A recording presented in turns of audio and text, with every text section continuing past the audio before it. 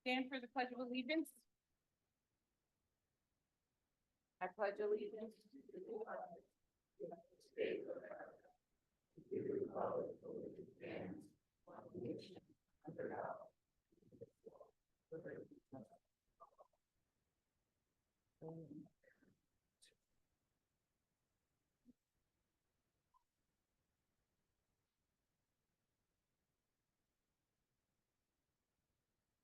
Welcome everyone to the regular public meeting for the Lower Gwinnett Township Board of Supervisors for Tuesday, February 25th, 2025. The Board of Supervisors did meet in executive session on Monday, February 24th, and prior to tonight's meeting to discuss matters of real estate, personnel, and potential litigation. Just wanted to announce that the Lower Gwinnett Environmental Advisory Council is hosting a community battery and techno trash recycling event at the Township Building on Saturday, March 8th from 9 a.m. to 11 a.m. Want to first open up public comment for citizens' comments, concerns, questions for items that are not on the agenda. Does anybody have questions, comments, or concerns on items that are not on the agenda?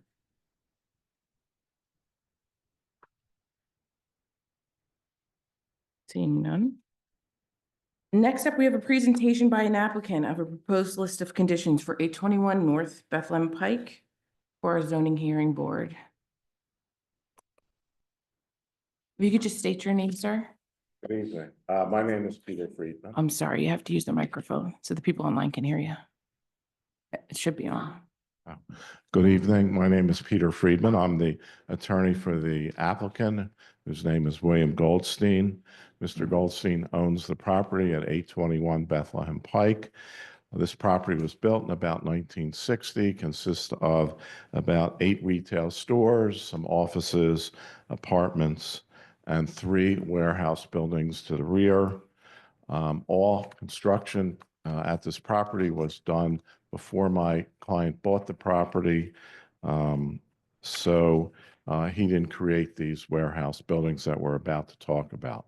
The warehouse buildings are about 2,000 square feet each. They're not readily visible from Bethlehem Pike. They're not suitable for retail or office purposes. Most of them do not have windows. And they're basically 1-story boxes. So for many decades, they've been used for storage and warehouses, places for contractors to keep their tools and equipment. Currently, there are, in the 3 buildings, one is leased to a Robert Shawn Contractors. He uses it to store ladders, lifts, hand trucks, saw tables, toolboxes, and similar equipment. He's been there for quite a while. Building B is leased to Action International, Inc., who uses the garage for its car share business and storage of computers for its separate wholesale computer business. This tenant took occupancy in December of 2023, performed substantial improvements to the space, to the garage. And the owner of Action International, Bob Beckett, is here with me tonight, and he would like to discuss his business in further detail. The third garage is leased to Always Safe Sidewalks. Always Safe Sidewalks, who uses the building for storage of tools, equipment, materials, supplies, and they also have an office in the space.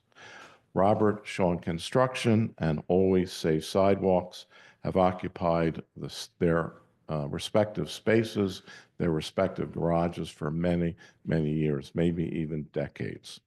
And they both pay taxes to Lower Gwinnett Township. Mr. Beckett, who's relatively new, will be paying taxes this coming year. In talking to the tenants, it seems like there is collaboration for parking. So the retail tenants park in the back, some of their customers park in the back. Everybody seems to be able to work together, so there's no parking issue. We would like to work with you to resolve the zoning issue. And I want to thank your council for putting together um, a proposal, which we've been working on together. So the situation is kind of simple. We have these 3 buildings. They've been there for a long time, 40 years, maybe longer. They're not retail, they're not wholesale, they're not office. They're little garages. So that's how they've been used. That's how, in my opinion, they should continue to be used. But, we want to make it right from a zoning standpoint. So with that, I want to ask Bob Beckett to explain his business. He trades under the name Action International, and he has a very interesting business. Thanks, Peter. Appreciate it. Yes, as Peter mentioned, my name is Bob Beckett, and I started being part of this community about 20 years ago when I bought into a property on 700 Kyle Lane, right across from Wissahickon High School. And I raised my family there. They all went they all went to Wissahickon High School. And as a matter of fact, I rented from Bill Goldstein and had a business in one of those buildings where Safe Sidewalks is today. And I ran my computer business out of there until we got so large that we ended up having to move to North Wales. So we stayed in Kyle Lane for some time. And then in 2019, we decided to buy in the properties on 11 Richards Way. All right. Right off, right across the street from here, basically almost walking distance. And since my wife and I moved there, we were looking to downsize our space, and we looked for an office building. So we rented an office building at 1012 North Bethlehem Pike. And I believe Robert Held owns that building, and he has 3 buildings there. Then I was also looking for a warehouse. So lo and behold, I was lucky enough to find Bill Goldstein again for the second time. And I was explaining to him what I wanted to do at this building. And basically what we do now, it's not a primary part of our business, but we do what's considered a ride sharing business. Maybe you haven't heard of it, but it's called Turo. And Turo is all done on your phone. Okay. Roughly 5 years ago, but not many people knew what Airbnb was. Well, Airbnb is the same thing. You share a house with someone. It's all done on the phone. You probably don't meet the people when you go rent the house. You pay the money on your phone via credit card or Venmo or Zelle or whatever the case may be. And you stay there for 1 day, 2 days, 2 months, whatever they deem. Well, the car sharing is the same thing. It's basically whatever that person needs the car for. We have no money transacted. Turo pays a commission to us. All right. We don't collect money from people. As a matter of fact, we don't even want people to come to the location at 821 North Bethlehem Pike. We have cameras there. We have a large amount of cars there value-wise. And so we really don't want anybody to know that we're there at all. So we try to keep it relatively quiet. All right. All of our cars are delivered based on what the app says. If you want it delivered to the airport, we drive it to the airport. We drop it off. We take the train back. We go all the way to Penland. We walk from Penland back. And that was the beauty of even coming to this location. So again, we have roughly 12 cars. And we only store the cars there. We wash all the cars at the Fort Washington Car Wash. Okay, all that's done. And like I mentioned to you, we do not conduct any transactions money-wise. No customers show up at our location. And in some cases, we hardly ever meet the customers. We use lock boxes. Lock boxes are on the window of the car. We communicate to the people exactly what that is at the time. We get their driver's license. Turo does check their driver's license to make sure it's not a suspended license, et cetera, et cetera. So, legality wise, we are off the hook. So, Bobby, do you have anything to add? My son Bobby and I work together. Is there anything you'd like to add? Yeah, just as far as the space is concerned too, we've made a lot of improvements within that space. So we've, paved blacktop and whatnot. So we've tried to improve the area that we occupy.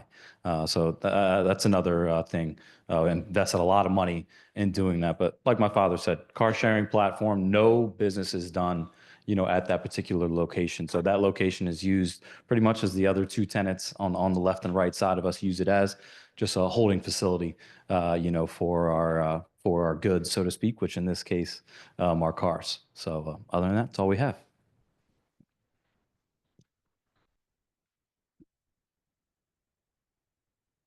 So I have some photographs if the board would like to see the warehouse building.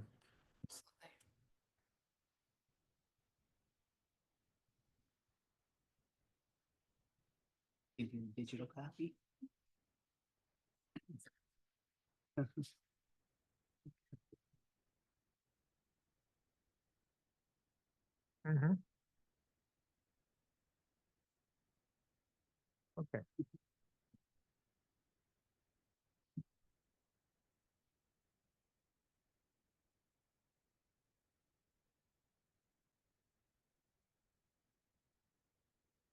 That conclude your presentation? Excuse me? Does that conclude your Yes, presentation? yes. Are there any questions from the board?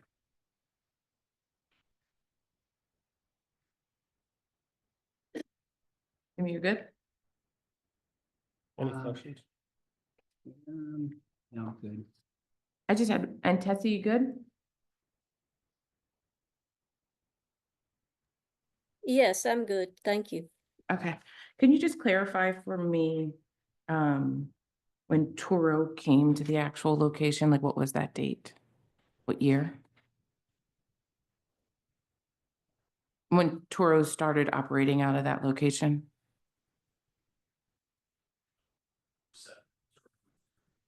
They don't operate out of it. He is a host. You as the host operate 2023? Okay.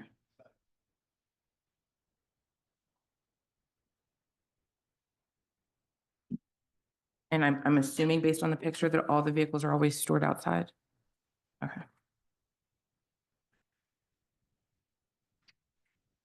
You have any additional comments, Neil? No. Any comments from the public? You just come up and if you could just state your name and your address? I'm Dick Stanton, 321 Arbor Lane. I actually manage the property next door and we never even know these guys are there. So they really don't cause any disruption, anything unwanted at all. Thank you. Any additional comments from the public? You just come up and state your name and your address. You have to use the microphone. I'm sorry. Matthew Kiley. I live at 849 Foxfield Road. I'm actually the president of the Foxfield Road Homeowners Association, which abuts this property. So I had no idea that this was going on. I actually came here for something else. Could somebody tell me what they're asking for? It's not clear what you're actually asking for. So I think they use, well, I can let our solicitor. Well, the applicant should tell you. Yeah. please. I can help you. So the township issued a zoning violation in June of 2024. And the essence of the zoning violation is that the property is not properly zoned for this use. And I believe, if I'm right, for any of these garage buildings. So, in response to that, we filed an application to the zoning board for relief. And we're here tonight to explain the situation to the township, and we'll see what happens. So are you actually voting on this tonight? No. No. Okay. You're just explaining. Okay. And this is an issue because I get confused by this. This is an issue before the zoning board or before the board of supervisors? It's before the zoning hearing board. Okay, got it. I just would love to get notice of it because there are two properties in our development that directly abut this property. So I doubt they're aware of this. So if it goes forward, right? I guess, is that the typical notification that goes out? This is a normal zoning hearing board application. It's before them because the board had voted to send their solicitor in formal opposition to it. So this was scheduled, originally scheduled back in the summer, but the applicant has continued it each month. So it hasn't gone before the zoning hearing board yet, but it's scheduled to go before them at their March 13th meeting. And so they will get that notification that we get in the mail for people who are in a certain radius of the, Yeah, so the Yes, okay. notifications will go out. I actually think the deadline's tomorrow. But they should have gotten notification. They would have gotten notice of the of original hearing. So one. you may want to check with them, those two homeowners who abut. Well, be within the 500. I should have gotten notification, right? Well, If you're with it, you would have If gotten a you're within notification 500 mailed to you if you're within 500 feet of the subject property. I don't know how far that is, but I'm pretty close to it too. So I haven't gotten Well, you anything. may have gotten one back when When they they first put their application in. It's been continued each month, so it hasn't been Okay. re-advertised. Just would, this is forever an issue. How do we? So I think you. I came here last time Right, too on and this. what Very, I said then, and I'll say again, is this is all on our website. And if there's if ever, and I hear you, if there's a better way to get notice to people, let us know. We'll consider it, right? But mass mailing to the township isn't really viable. I didn't say that. I just, No, no. I check my mail a lot and I check for these things and I actually look up on Google Maps, these addresses to see where they are. And this didn't hit my radar. So maybe I could have missed it, but I don't know. I'm just Definitely saying. on the website. I mean, so, okay, well, I think you could do a better job of notifying people who are directly in the adjacent to these properties. Because we have had issues in our neighborhood with loud noise from various distributors and others that are directly adjacent to our properties. And I don't know, people ought to know about this and have a chance to voice their concerns. I'm sure that we sent notice out to anyone within 500 feet. If there's other people that you would like to get notice. just- I'm just texting them right now. Okay. So I let us doubt know they if know. did. If they didn't, let us But this is their backyard. Like I Okay, said, if they didn't get notice, let us know, please. thank you. Thank you. Any additional comments from the public? Seeing none. Thank you, sir. And Oh, there's a hand. I didn't see it. Oh, if you could come up. People on Zoom can't hear you.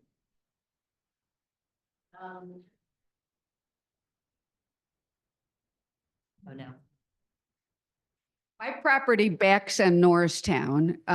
In the summer already, we can't really comfortably use our yard. It is so noisy. I guess that at 9 o'clock on Sunday nights, you know that there is racing going on out there. The cars rev up and so forth. At any rate, we would be asking at least for a sound barrier at our house or a sound study. To add 700 cars to an already overcrowded I think you might be, Street. ma'am, I don't want to interrupt you, but I think you might be talking about our next topic. what's No, this? I think you might be talking about our next subject on the agenda. This is about Bethlehem Pike. About Bethel, well, Yeah. where the racing is, but okay, when speakers speak to you, I Yeah, can't hear them. They're talking to you. If I'll they tell them could- to project. So, try I'm to sorry. get them to turn around. No perhaps. worries. Yes, I'll ask them to pivot. No worries at all. So next up is our discussion about our feedback from the January 30th open house. About the apartments and the retail proposed at Spring House Corporate Center on Norristown Road. So again, I want to thank everybody for coming out tonight. I want to make sure that everyone understands just like the process of what we're going to go through really quickly. And understand that the Board of Supervisors shares your concern about our community. And that's why we wanted to give everyone opportunities to hear information about 321 Norristown Road, which is currently offices and labs, and is still operating as Spring House Corporate Center, which consists of those two office buildings. It is reported that the owner is struggling to attract and retain tenants in that office market, and which has been solved since the pandemic. So one of their buildings is mostly vacant. So what we're gonna do, or what we plan to do, is have our staff person, John Farrell, come up, do a brief presentation on the feedback that he was able to gather from January 30th. And we're gonna go through that. The board is gonna kind of ask questions and make comments. And then we're gonna turn it over to you to make comments and questions. So I'm gonna turn it over to John to kind of go through a brief presentation on what he and staff were able to glean from the January 30th informational meeting. All right, thank you. I will do my best to turn as much as possible. So if anybody can't hear me, just start waving or something like that. All right. Jamie, we good? Can you go to the next slide? All right, so I want to start with just where we are in the process. A developer first proposed this project at a Board of Supervisors, or discussed it at a Board of Supervisors meeting back in the spring of 24. They talked again in the summer as well at the August meeting.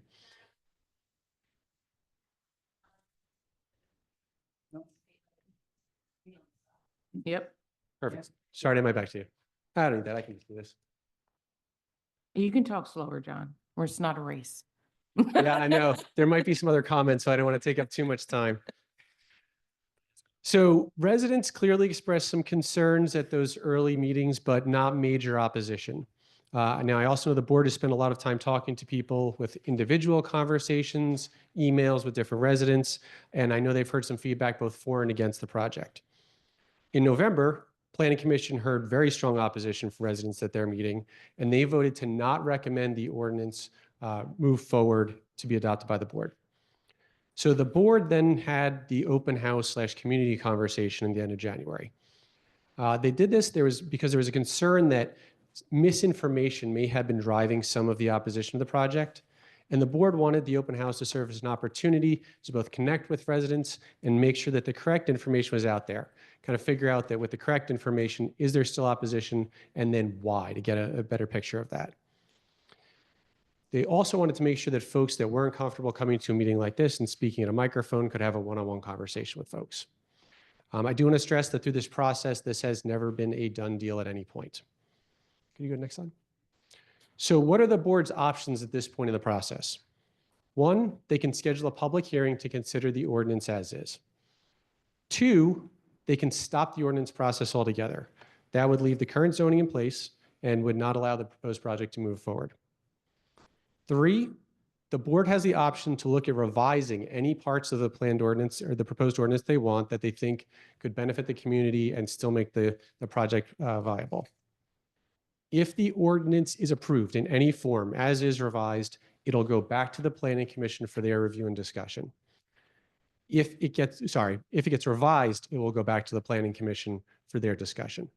If any version gets approved, what's going to happen is that the developers would still have to go through the land development process. So even if the ordinance goes through, there's still a land development process on top of that.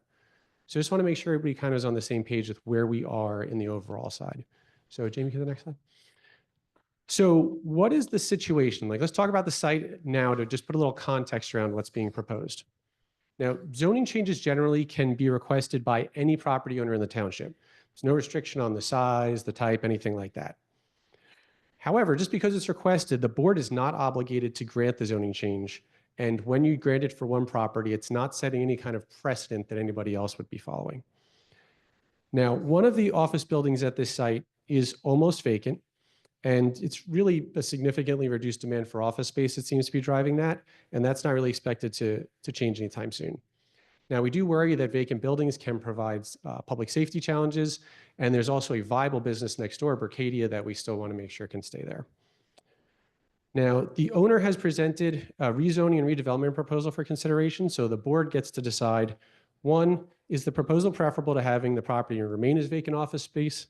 And B, would the ordinance and proposal be an improvement to Lower Gwinnett Township overall? So why should this proposal even be considered? Well, first, the location is a good location for some kind of redevelopment. It's an existing commercial area.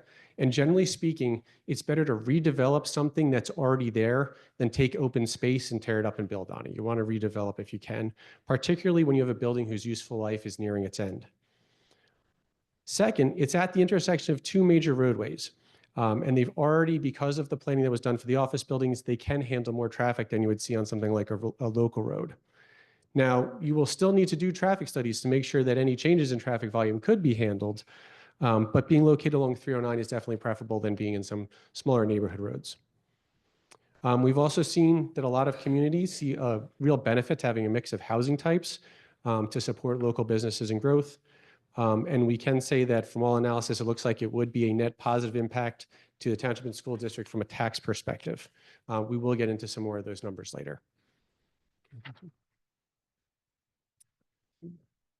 So now let's explore the proposal itself a little bit. So what's going to happen mechanically is first, the zoning district for the actual property would be changing from a D1 to an MF3. That's the actual map part of it. Then the changes to the ordinance are that the MF3 district would be modified to allow for mixed use projects that would include things like apartments, retail, restaurant kind of things. There's also the provision that could allow 10% of the apartment to go to workforce housing, which I'm going to read this one so that I don't mess this up. Broadly defined as affordable housing options specifically designed for individuals and family with moderate incomes. And I want you to think like $80,000 to $100,000 a year. They may not qualify for traditional low-income housing, but they might also struggle to afford market rate.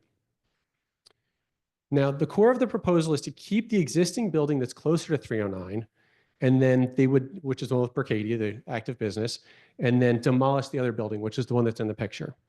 And they'd replace that with a 350-unit apartment building and 46,000 square feet of retail and restaurant space. I did put on the slide here the proposed rent, and you can see how it's different for the workforce component. If that were to go in, you can see how it's lower. Now, the developers that are here, BET, they were at the open house along with a lot of the staff and the board members, and they have, on February 17th, submitted a revised layout to the plan that was seen there, and they were incorporating some of the feedback that they heard, and we're going to highlight some of those points as we go through this. Jamie? So we heard from one or two residents that you might be concerned about increases in traffic. In fact, this was by far...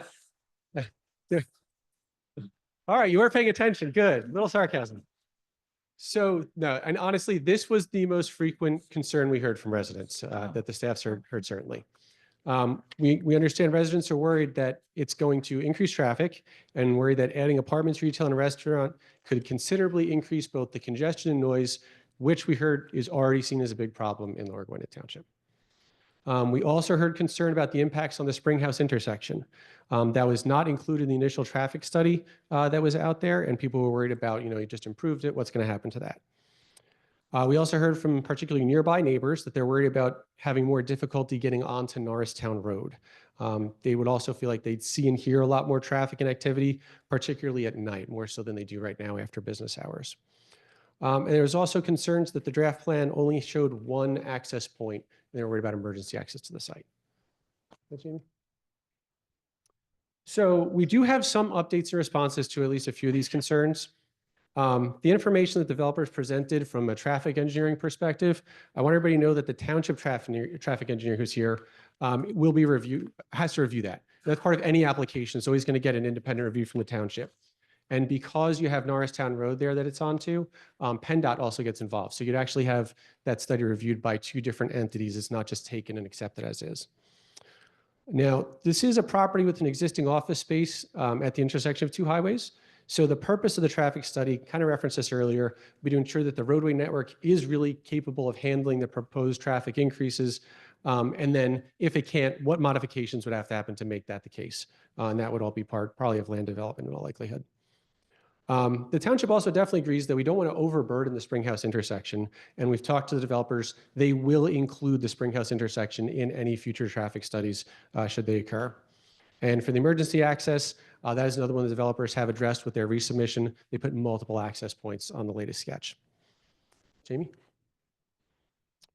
For density, we definitely heard that residents are concerned that when you have a project with this level of density, it would be the highest in the township. You're worried that it would kind of, I think, change the feel of Lower Gwinnett to a degree. And we heard some specific fallout that people were worried about from that, particularly if you get this influx of residents, that there would be, of course, the increased traffic, stress on the school district, increases in crime, and additional demand for firefighting services. We also heard some people say that with these additional influx, there would be an increased need for public services, which would lead to a tax increase. So we have been hearing all that. Jamie, could you hit the slide again? And we talked to a lot of the organizations directly who would be impacted by that to get their thoughts on it. And we have responses. Now, granted, these responses are specifically to, I'll say, the proposed plan that's in front of us. So if the proposed plan changed, we'd reevaluate this. But the fire company did confirm that they already have both the equipment and the training in place with their volunteers to handle things in a 5-story apartment and parking garage. The police department, Chief Kenny's over there today, they see the potential development as having very little impact on them, and they would not need to hire additional officers if the project did move forward as is. We also heard from the school district, and they said that they can handle the potential increase in student population. They're estimating that based on what they've seen in other places to be between 20 and 30 students. They did have one request that there be a dedicated pickup and drop-off area for those students, but they said they were comfortable with the change. Jamie, can you do it? All right, on to the taxes next. That's right, we'll get there. So to be clear, just in terms of understanding the tax impact, you have to see that the township gets a much higher percentage of tax revenue from the earned income tax than it does from real estate. About 50%, it is 50% of our revenue is from earned income, and 15% or so is from real estate taxes. Over the last several years, we've looked at the property that is potentially going to be part of this, and their assessment has decreased over the last several years as they've not had as many tenants. The fewer tenants has also led to a decrease in the business taxes, so we've seen a decline from both. Now, since we want to keep the businesses there, their taxes revenue from them has actually increased over the last several years. So you've kind of got one building where it's been going down and the other building where it's been going up, and we really would like to have both of them obviously in a better place. But when you take this all together, the proposed development is very likely to generate more net revenue to both the school district and the township from a tax perspective. Jamie, could you do the next one? All right, moving on to issues from zoning. Sorry, I'm going fast, but I want to make sure I don't take too much time. We generally heard that people are concerned that the proposed height is just too much and it would not fit in with other buildings in the township. We also heard that potentially from some folks, scaling down the size of it could make the project seem a little less overwhelming to people. We also did hear a specific concern I want to address, that the fire company's ladder truck, we need a new ladder truck to reach this. And the fire company has confirmed their ladder truck is plenty large for this. This would be a 5-story building. They can, with their current ladder truck, actually hit a 10-story building. So I just want to make sure that everybody understood that part. We also definitely heard the concern that allowing apartments in the location would open the door to apartments being in more spots in the township, like the Ship property or the old Siemens property behind us. Jim, could you do that? So a couple of things to address here. Only the MF3 zoning district would be impacted if this ordinance changes the way it's proposed. And the only other property in the township that's zoned MF3 is Gwinnett Estates right next door to it. So they would be the only ones impacted. And as far as we know, they have no plans to change their business model. Now, independent of the process going on with this ordinance amendment, the township has also been revising the township's comprehensive plan, which is essentially a long-term guide for the future development in the township. And the land use map, the draft land use map is the one on the screen there. It shows that the only area where multifamily housing is really being planned for here, or considered, I should say, as a zoning addition, would be the Springhouse Corporate Center that we're talking about now, that's on there, Ambler Yards, and Bethlehem Pike. So the idea is that if you add residences to the commercial areas, you're essentially giving some of those spots both patrons and employees. You could create something more of like a town center. Now, I'll also say that the comprehensive plan is just a guide. So any actual changes that are proposed would still follow this process. So in any of these places, you'd still have to go through the steps that they're going through for this.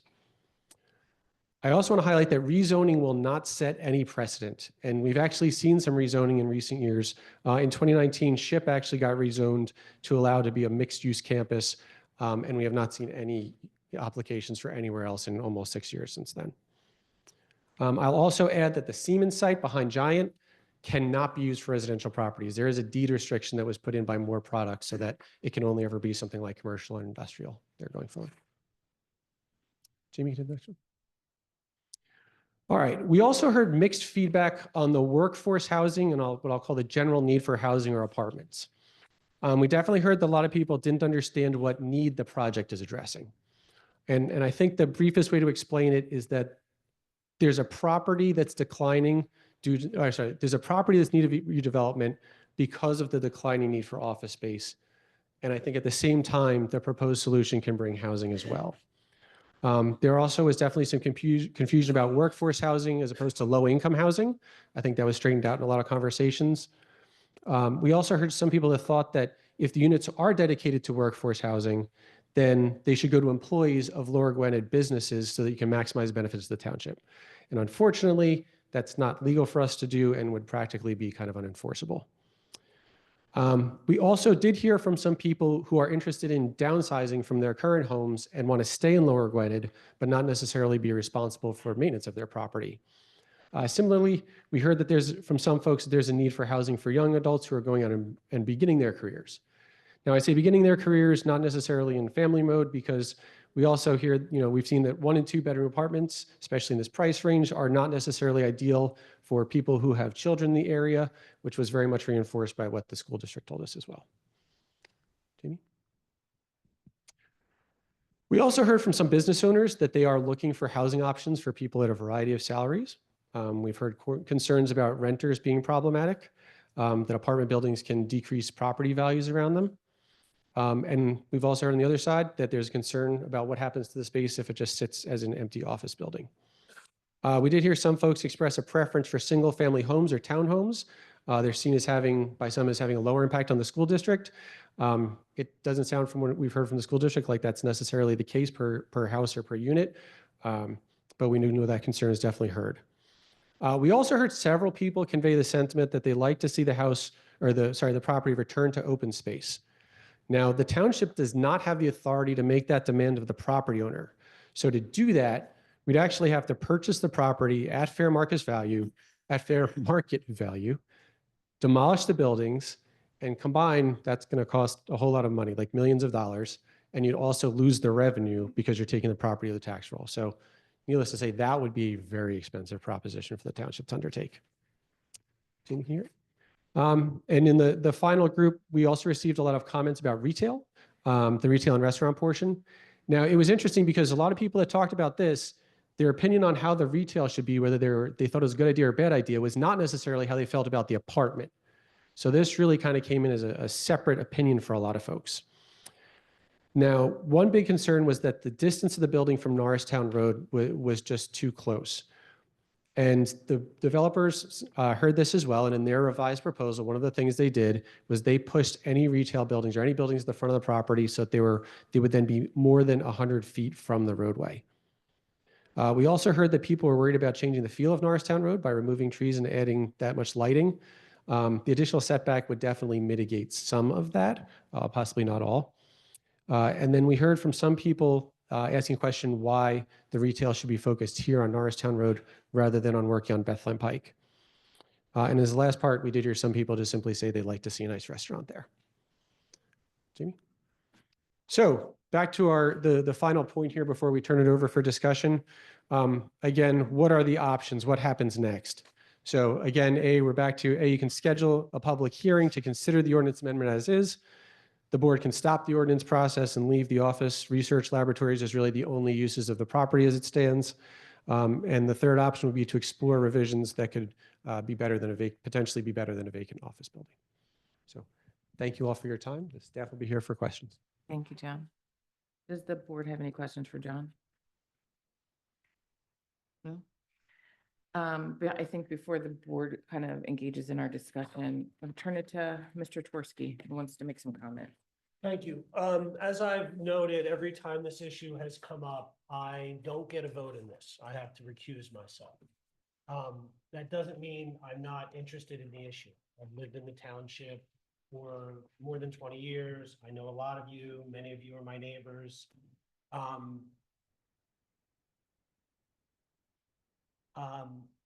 I just want you to indulge me for a minute. I love Lower Gwinnett. I've loved living here. I've loved raising my family here, and I know you all do too. That's why you're here, because you care. Sorry.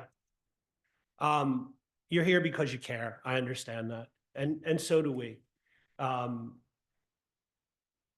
All the board members have families and jobs and interests outside of this board. I know that's shocking. This takes up a lot of time. We give a lot of effort and energy to it. We do this because, like you, the township means so much to us. We thought at the time we ran for office, and we think today, that this is an important job, and we're happy to do it. We're all neighbors, okay? We've all grown up with each other, and I hope we can all come together tonight in that spirit, and sort of with that understanding, right? We all have known each other for a long time. And again, I'm not involved in these deliberations, but I can tell you generally, the one thing that the board does whenever it considers an issue or takes any action is it does its homework. It talks to our outside staff, our engineers, our planners. We talk to our in-house staff. They're so unbelievably knowledgeable. I hope you've all had a chance to deal with them. They're really knowledgeable. We get the facts from our experts, and we make decisions in what we hope is the best interest of the township. There is no ulterior motive. We will never agree on every issue. Oftentimes, there isn't a right or a wrong answer. We often don't agree with ourselves. But again, everything we do with the best interest of the township at heart. Like I said, I've been here for 20 plus years, and I honestly feel like a newcomer in this township. And I hear that from time to time from people.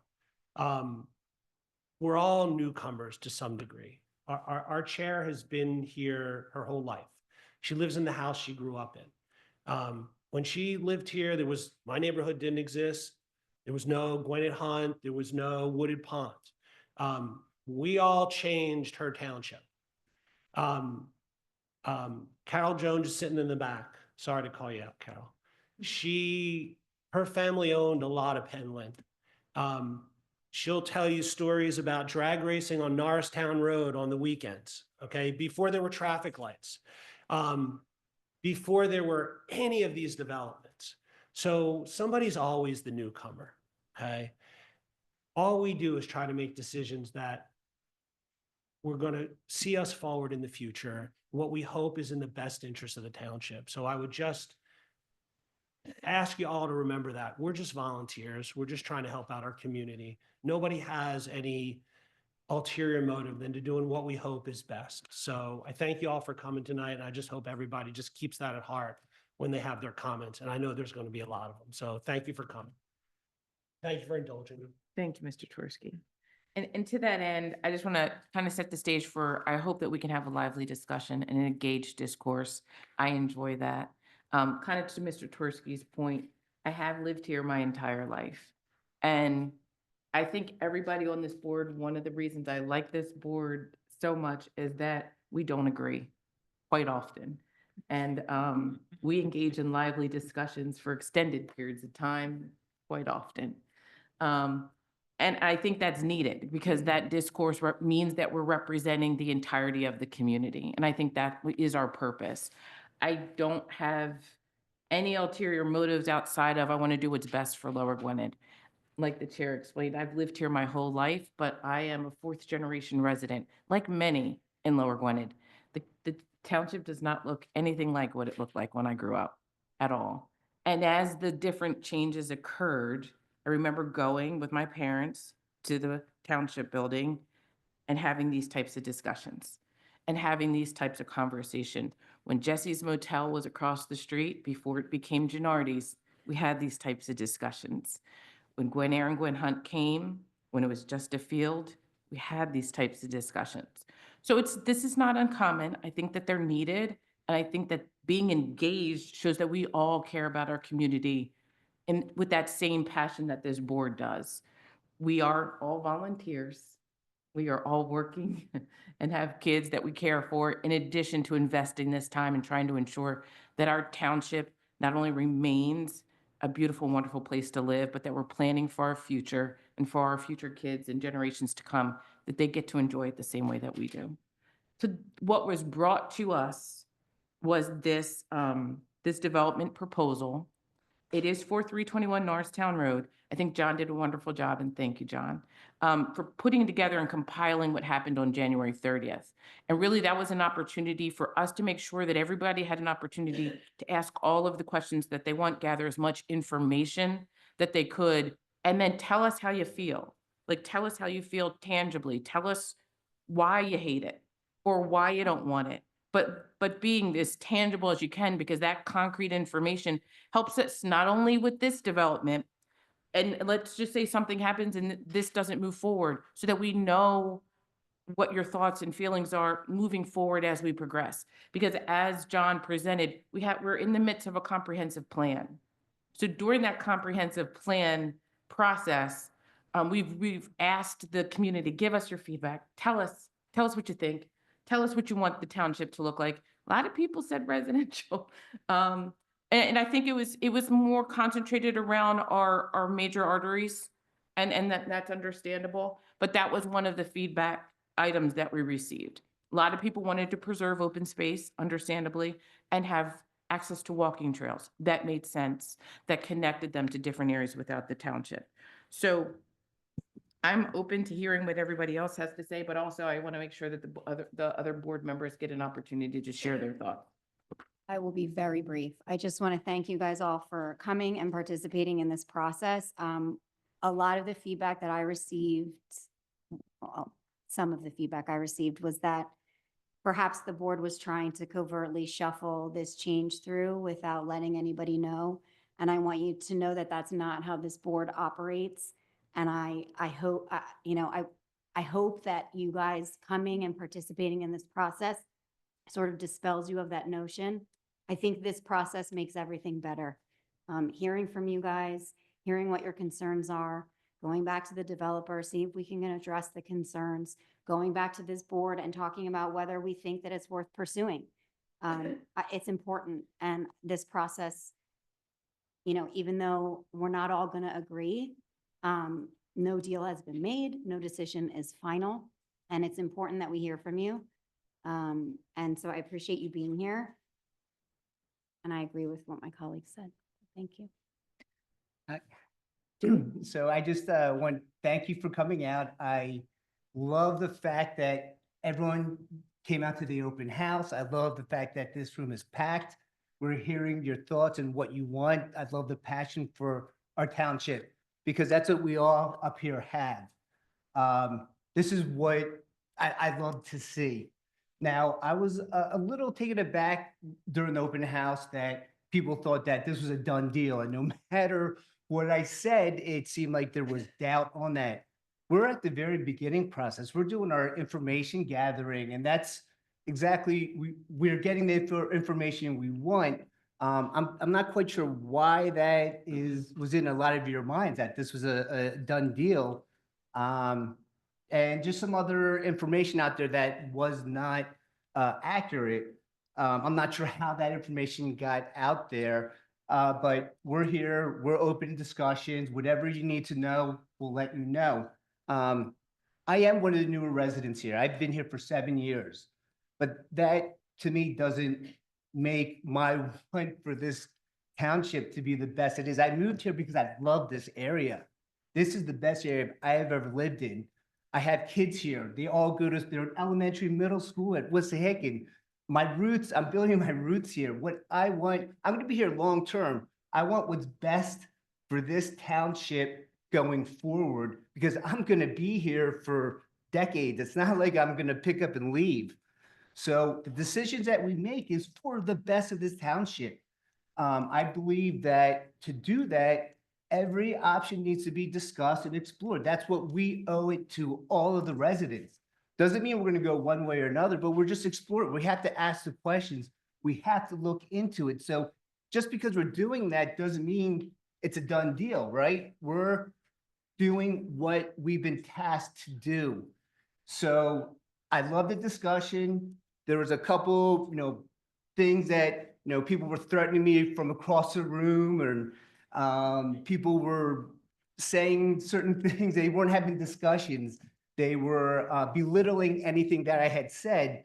And that's not what we're here for. We're here to discuss. So, but I would say 90% of the time, 95% of the time, it was great discussion. So I love it. I love you guys here, and we definitely, want to continue to have this discussion. Thank you, Jimmy. Tessie, you have anything to say or any discussion points? Thank you, Danielle. I just want to add that, when this proposal came before me on the board, I thought it was actually quite a nice proposal because it included some aspects of housing that I was interested in. But I'm learning and I'm hearing the feedback that we're getting. And so I really appreciate that because that's a different perspective than what I've had. And so I appreciate the feedback, and I'm hopeful that we can make adjustments if necessary, if the whole project goes forward, that will satisfy everyone's concerns. So thanks, everybody, for all the feedback and educating at least me as to what the strong preferences are in Lower Gwinnett. And that's all. Thank you, Tessie. So I'm going to turn it over to public comments. I just want to make sure that everybody realizes if you can come to the podium, state your name and address, and just one person speaking at a time. It's open for public comment. If you could just come up and state your name and address.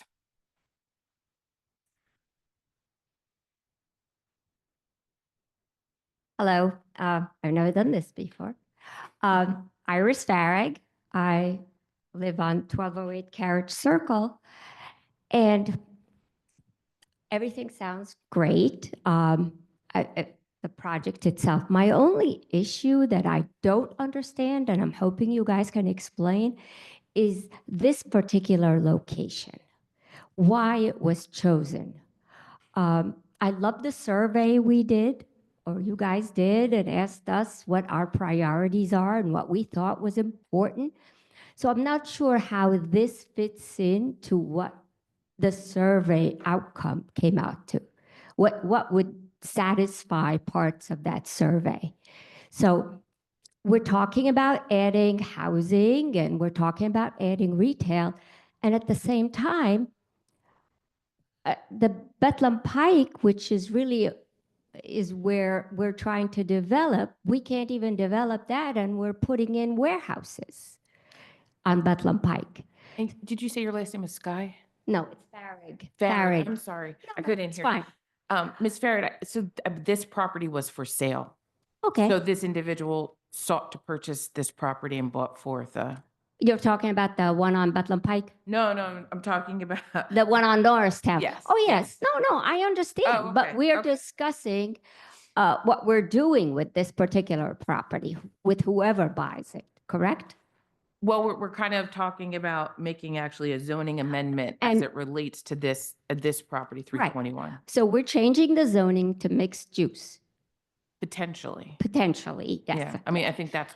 So the once proposal. that changed to that, then it just opens it up to No, mixed use, just that property. mixed use. Correct. Absolutely. Yes. So yes, so I go back and I say, we're suggesting we are going to put this development in this particular location. And I'm trying to understand why this is best use of that location to put, I mean, we have apartments that are still available in the Ambler area that are not, they're not exactly being used. So we're saying we need more apartments, but we have apartments, and those apartments are even closer to transportation than this is going to be. This location is not near buses, is not near trains, so people have to take cars. So again, benefits. Mhm. we haven't done traffic studies. We haven't done any of that. And I understand the logic and the financial aspect of that. You don't want to do this before that. But we're talking about changing the zoning. Mhm. So you can't change a zoning unless you've done the studies, as far as I'm concerned. So if I may, I think that's a great question. I really do. One is, we are waiting and, we're waiting for the traffic studies and Mr. Dixon, I think, can let us know. So at least my position is we can't do anything till we get those studies. I agree with you 100%. Now, the reason why this location is where it's at, we didn't choose it. What happens is that it's a private company that wants to come in and move to that location. We can't force anyone, any private company to buy or sell. And the developer identified this location and came to the township, and that's why it's at this location. We can't say, well, The use of them. correct. Well, more, not so much, where the zoning amendment. Zoning Yeah. amendment. Mm-hmm. Step one. And the Yeah. proposed, and maybe the proposed development, So, but we're well, not at that Well, point. I yet. guess my understanding, correct me if I'm wrong, your question is why are we discussing this specific location is, You're opening. Once you can't do this, any changes until you do the amendment. So why are we even discussing making? Oh, I apologize. I'm not used to this. Okay. Yes, first step is the amendment, correct. and that opens the door to mixed use. So my question is, why is this location best use for mixed use? Why this particular location is good for mixed use, which So- is apartments and retail? One of the points that I'll add is it's not just that a developer approached us. I mean, that's the impetus, right? That's how it started. But we are working on this comprehensive plan, that John referenced, and that has identified a very limited number of locations within the township that would be viable for these types of projects. And this location falls into that. And so, if it were a home with 10 acres of wooded trees, that's not identified in the comprehensive plan, right, as a prime location for a mixed-use development. But there are certain, I think John referenced the 3 areas. It's the Ambler Yards area, this area, and Bethlehem Pike. And so that's sort of why it's being entertained in this location. All these people. Well, we'd have a different group of neighbors at Ambler Yards, I think. So, I'm just saying. yeah, I understand, but I was just answering that point, right? It's like, we've got an office park. It's not going to remain an office park. And so what the planners have recommended and all these discussions through the comprehensive plan meetings is identifying these kind of isolated locations, and this falls into that. The hard work you guys are doing. I wouldn't touch it with a 10-foot. We didn't know what we were getting into. I get it. I just want to make sure Talk in the mic. I understand where you're coming from. We That's all. we don't get to choose which developer decides that they want to Right, develop. a but you site. get to approve it. No, Well, we you get get to, no, to yeah, we get to make the consider it decision. and we get to Yes, make absolutely. and engage with the Absolutely. community to see if it's something Right. that we feel is our And community. you get the answers to our questions. Yes, Okay? That's our So goal. we're here to give you our questions. and your feedback. And you know what? We don't have answers unless you give them to us so we can understand. And we can't complain unless we get the answers. That's how I see it. Okay. Okay? Can I just ask a question? Are you asking why does the board think that mixed use makes sense Not the at this board. property or anybody? Because I was going to say, I think that is. Why the are we question. here now unless this is open, that it could be done, right? So as John had mentioned in his so my name is Mimi Gleason. I'm the township manager. Any property owner can come to the township and request a rezoning. So this is equitable owners of this property and come Right. to the township with this proposal. And I think John kind of touched on it in his presentation. So someone comes and requests a zoning amendment from the Board of Supervisors. They can just say no. They have total discretion anytime. Sure. In this case, the reason they said at least go explore it is because we know there's 2 office buildings on this property right now. One is fully leased. Where Katie is there, they're doing well. We'd like them to stay in Lower Gwinnett. They're paying taxes. They provide jobs for the local area. We want them to stay. The other office building is almost empty, right? It's mostly vacant. And it's been vacant for a while. This property's been for sale. There's a lot of vacant offices, right? There's too much, there's a lot of office. It's a very soft market. Yeah. So the concern is that, I mean, it's clearly not been easy to find new tenants. That building becomes completely empty. The property just isn't as valuable. It isn't as worth it. This buildings. That doesn't mean we get to put apartments in all. Well, this property owner has asked the board to consider, and the reason the board is considering it is because we know there's an already developed commercial property that's generated taxes for a lot of years. It's been generating decreasing amounts of taxes as the value decreases because of the empty building. So the idea here is to look at what would be an alternative to offices that would work in that property. So one of the considerations is what's something that complements the existing office building for Cadia, because we'd like them to stay and keep paying taxes and, be a good corporate citizen. So it's like something so it's not totally demolishing everything and starting over. It's fitting in a property that's going to have an office. Just want to make sure it's best use. And that question is the open question to be determined. That's all I'm trying to understand is explain to me how this is best use. I So don't this- know. I wasn't We haven't answering that. come to the determination that this is the best use. Fine. We want to hear from the community to hear Perfect. your thoughts around what you feel the best use is. We do believe that it's not a great idea to leave a vacant office building vacant Totally. endlessly in perpetuity. I don't want to leave any vacant location. But we just, that's It's an part of eyesore. this discussion. That's what this discussion is for. Okay, that's fine. I mean, I'm speaking for myself. I don't want to speak for the rest of the board. Yeah, I mean, and I'll also say that it's important that, we're not being presented with a bunch of options. So For it's that location.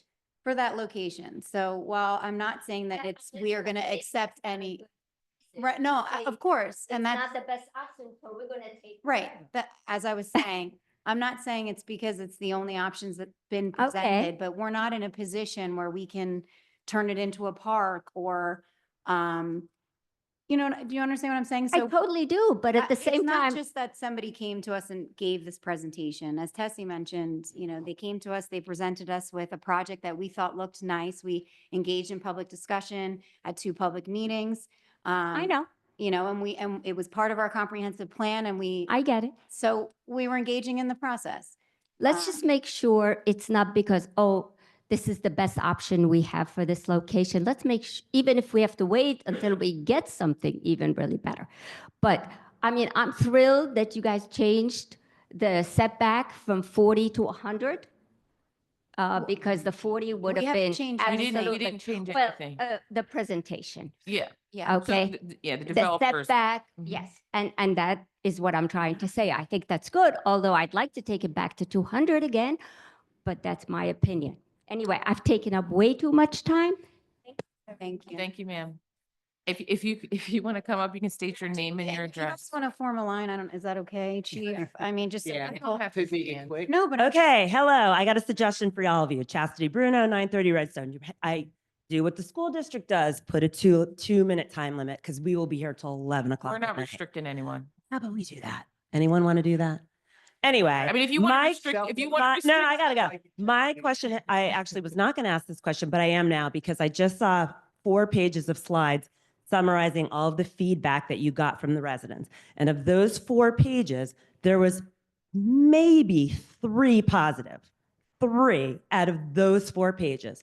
So I'm curious as to having all of that negative feedback, how we are still soliciting feedback in regard to it. You had 3 positive feedback in there. That's it. The rest of it was all negative. So I guess as we're standing here today and 2 people talked, Iris and myself, How are you guys going to vote? Like, if we have to vote right now, how are you voting? How are you voting on what? Are you making a decision tonight, or is this just more feedback tonight? Yeah, I mean, So we're this is gonna the first decide. time we saw the presentation. So, and we were hoping to hear after you see the presentation, if there's additional information. Is this kind of supposed to be a discussion?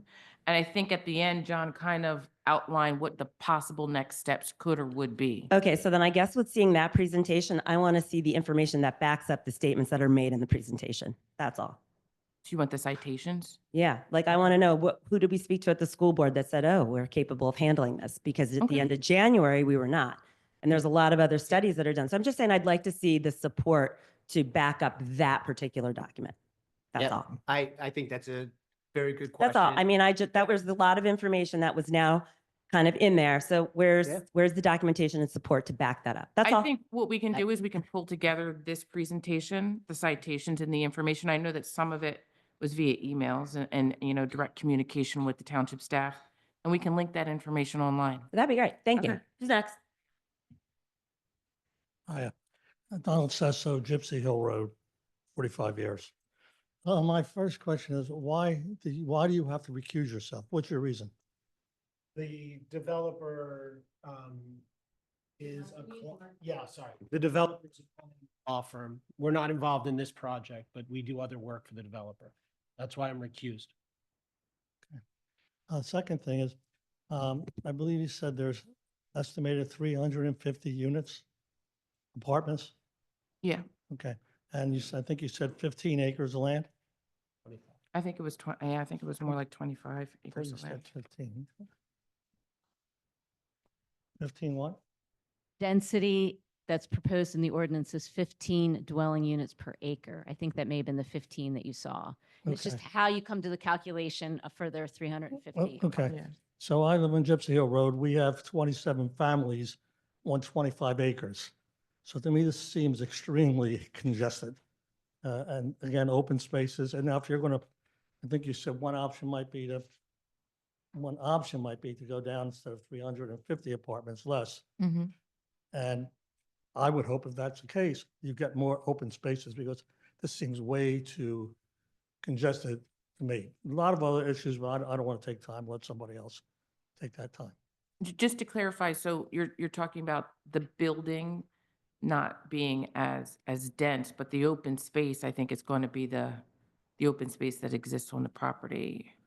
Yeah, that's the part I don't understand. How much open space are there going to be?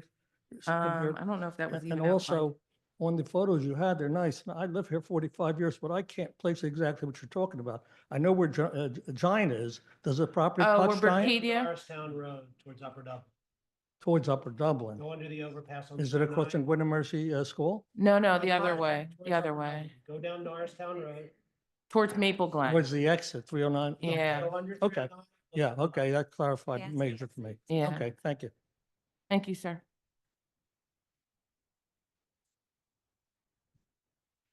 Hi, Kathleen ma'am. Hunsaker, Cadwalader Court. Just to clarify something. So when we talk about ownership of the property, we're talking about equitable ownership with, I assume, a contingency on getting approvals from the board for the project before you. Is that correct? I think I'll let the developer speak. You want to speak? Yes. Okay, so this project can go forward as is if you all are happy with the development as presented. Okay, so my concern is that number one, it's the first project brought before you for this particular project, which is extremely consequential for our township. And I don't see any kind of effort to be, you see there's concerns about the apartments. We'd rather see maybe townhomes, fee simple ownership. We don't like the loss of the setbacks, which creates that very open field driving down Norristown Road, despite everything that's going on with Gwynedd Estates, Springhouse Estate, Springhouse Innovation Park. That's a huge, quality of life vibe that is maintained by those setbacks. And I don't see that there's any kind of negotiation or creativity brought to the board by the developer because this high-density mixed-use development is one of their cookie cutter, for the very pedestrian term, that they planted in Upper Dublin, they've done it in Horsham, and now they wanted to bring to Lower Gwinnett Township, which in my opinion, as is, does not fit into the community feel that we've developed over the past 10, 20, 30 years in Lower Gwinnett Township. And I would just encourage the board to, you have all the leverage in the world here. They want a zoning change, they want a map change, they want a text amendment. You have all the leverage in the world. And to take the comments here to heart and really come up with something that, as Mike mentioned and Danielle and the rest of the board, we know our community, and we know what fits. And in my opinion, and I think of many of in the audience here, that this doesn't fit with Lower Gwinnett Township. And I just encourage you to work with, and we're happy that you're here talking to our community. I mean, you're a great organization.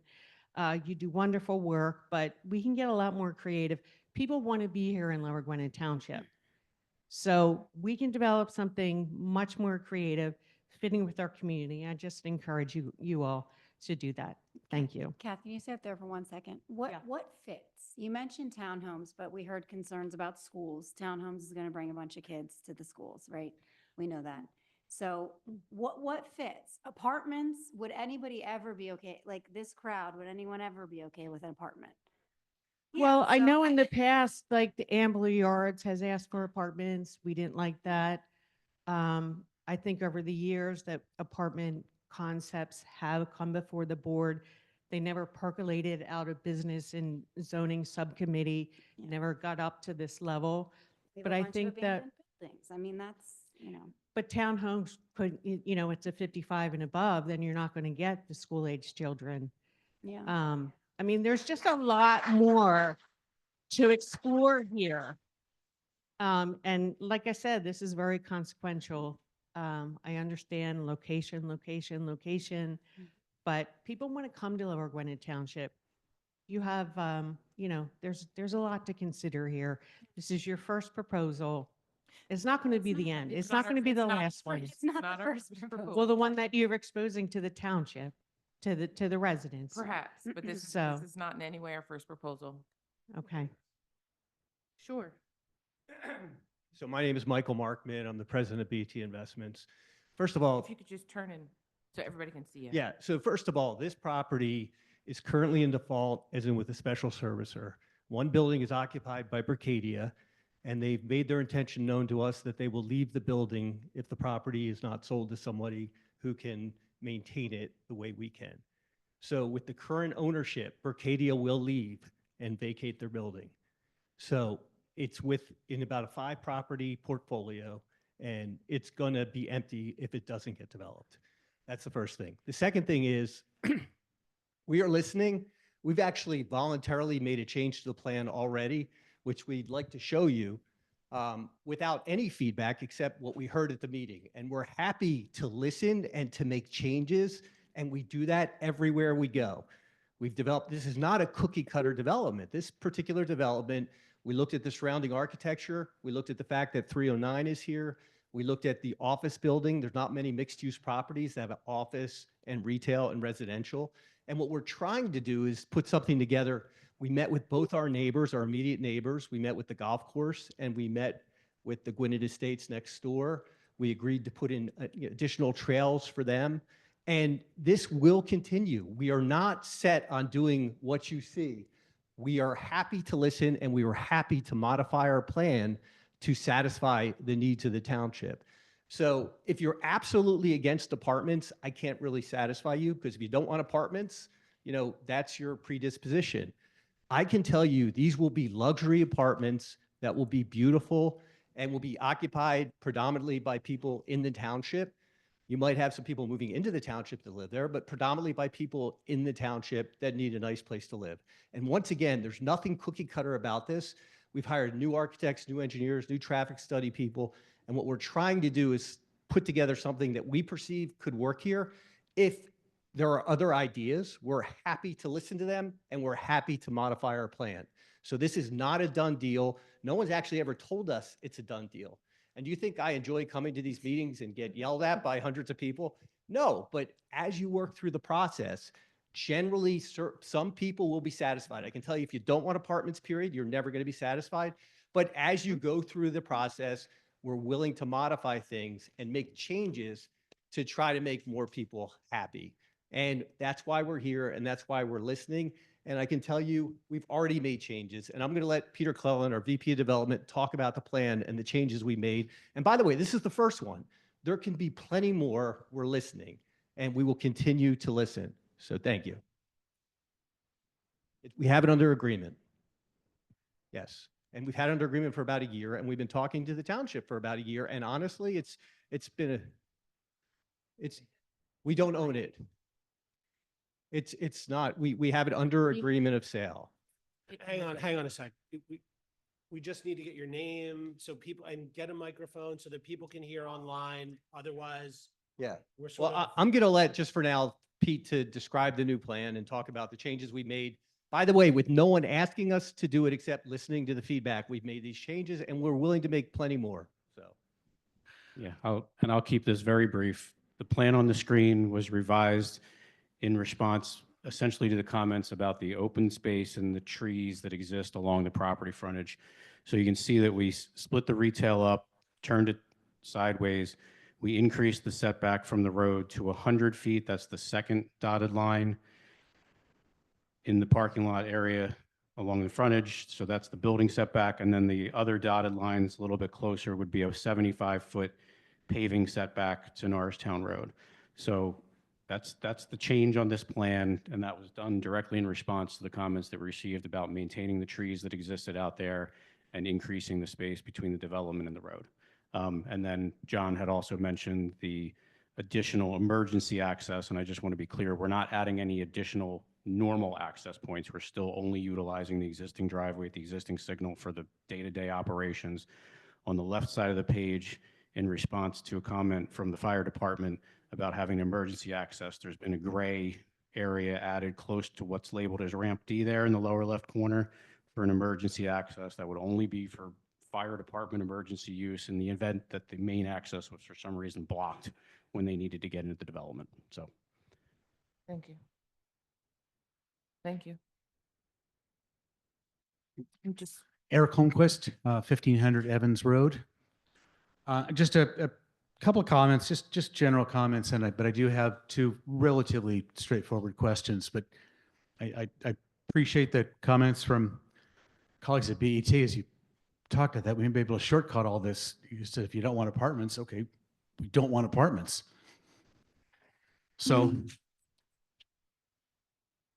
to me, it looks pretty simple, but nevertheless, look, I appreciate we always have to consider options. I get that. And everything evolves, everything changes. I've led strategic planning in very large corporations, and it's a compromise of good, bad, and ugly. I get that. And sometimes we have to be willing to think out of the box, rethink assumptions and all that. But at the end of the day, I also find that there's always a certain sort of smell test. And when somebody's proposing something significant, particularly something that's unique and different and would fundamentally change an aspect, you can always fall back on, does it pass a smell test? And you run this by, residents, and you sort of describe it, and the response is consistently, well, I guess you could do that. But I've yet to hear a single person go, that's awesome. And if I'm going to do a major development, I'd do like something we'd get excited about. Go, God, that's awesome. I can't wait for that. And I heard none of that. All I've heard is, well, I guess we could probably hold our nose and hope for the best. I mean, frankly. So again, I appreciate the thoughtfulness. I appreciate that we've had a chance for discussion, and there's a lot of issues. I get that. There's a bunch of parts of this that just don't make sense. I'm not sure I agree with the township resources, and that doesn't make a lot of sense to me. And I do have concerns over the traffic.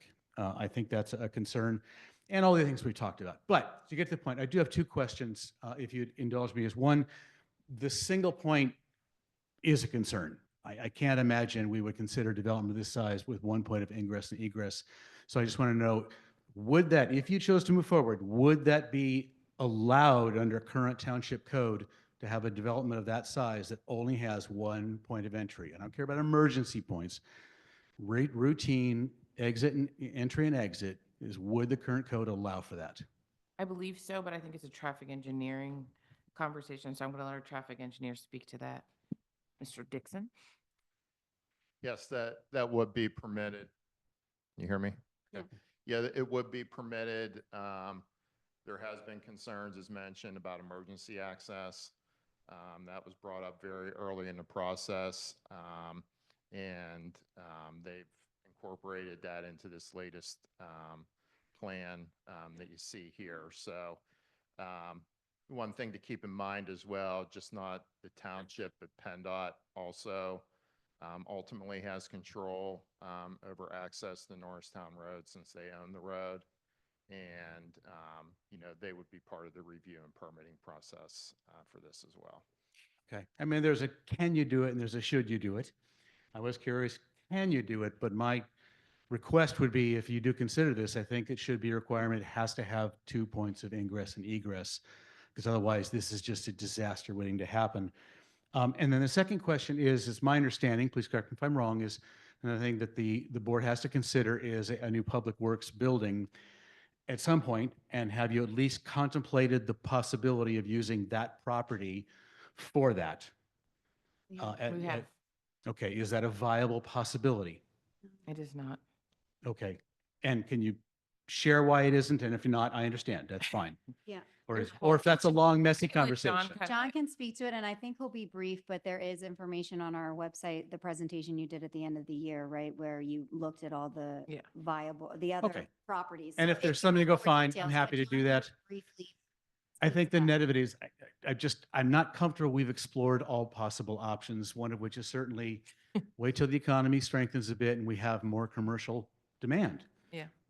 And John, if you want to speak to it. So yes, very briefly, if you want to keep Bercadia there, you're basically using kind of like an L or J shape around the property. And with large vehicles coming in and out of there, the flow would be terrible. So if the way we're trying to get the public works garages, things like pull-through garages, so our folks have to back up as little as possible, which is the most dangerous time to be a person near there. The traffic flow and the movement of the vehicles would be awful. You'd be sharing the space with a lot of public and things like that. There was just a lot of logistical problems with that. We'd also be, again, right up against Axe doing that, things like that. I recognize there'd be some of those kinds of issues, but again, the net of all this is just the smell test. It just doesn't pass a smell test. I have a quick question. You stated that there's only one single way. It's a disaster ready to happen. I just want to know how do you come to that conclusion? What knowledge, skill, or what training? Because I mean, just because I'm, I don't personally have that. I depend on our experts that we retain. Certainly. So I just want to know what is your background? Oh, What- that's why you fine. And have the that's a fair question. qualifications? I think it's worth putting a little meat on that bone. And I have worked with a number of companies as part of planning around like business continuity planning and the what if, kind of stuff. I think there's two scenarios here. One is the obvious one is people leaving in the morning, coming back. What qualifications do you have to come to that opinion that makes that we can rely on is my question. Absolutely. And a number of times when I've worked with companies, one of the considerations is we're going to move into this building. How many people will be there? How do they get in? How do they get out? This is part and But parcel of any. what is your education or your profession? Okay. Okay. That's fine. That's perfectly fine. No, it's fair. It's a fair question. I'm happy to answer it. Let's just let him. So, sir, I have a formal education. My background is in finance, a formal education in disaster recovery planning, but I've spent 30 years in industry, and that has included working with large corporations, including facility moves and the implications of moving facility. I mean, I'm talking, companies with 100,000 employees. Okay. But the specific applicable scenario is companies that were thinking about moving this building. What would that mean? And I've never seen a consideration of building a new property or putting 500 people in a place there's only one way in and out. I've never seen it. And to be fair, I think I agree with you around that. That was one of the things that I wanted to know, if we could have more than one entry point or exit point. And I think ultimately our traffic engineer said it wouldn't be our determination. It would kind of be up to PennDOT, because PennDOT owns the road. So we wouldn't have the flexibility of making that decision. Correct me if I'm wrong, Chad, because I know I asked you twice. Yeah, that's correct. PennDOT would have the final say on the access for the site. The one thing to keep in mind is when the 309 interchange reconstruction happened, back some time ago, PennDOT came up with that access plan through that section of Norristown Road. And that's one of the primary reasons why you have the traffic signal there, is because it's the primary way of ingress and egress to the site. The traffic, if it was unsignalized, it would be much more problematic. Yeah, and look, not to put too fine a point on it, and I'll sit down, is I came from Southern California, so I was very sensitive to the Palisades fire because I grew up not far from there, and watching video of people that could not get out because the road was jammed.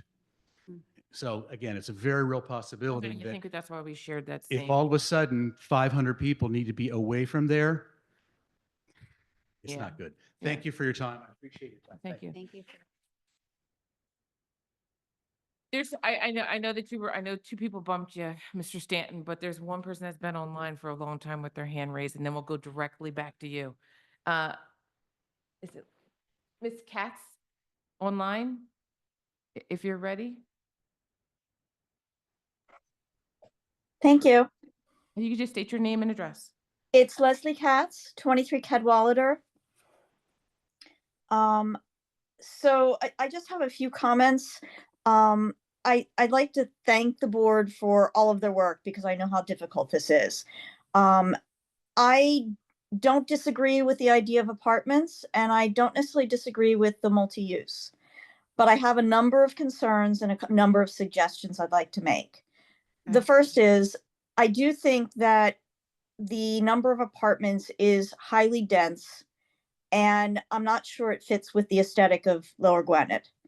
I'm also very concerned with the, not just the traffic study, but when you have that number of densely populated apartments, how does that impact the township services, as well as the access to businesses and things that people in our township actually access on a regular basis?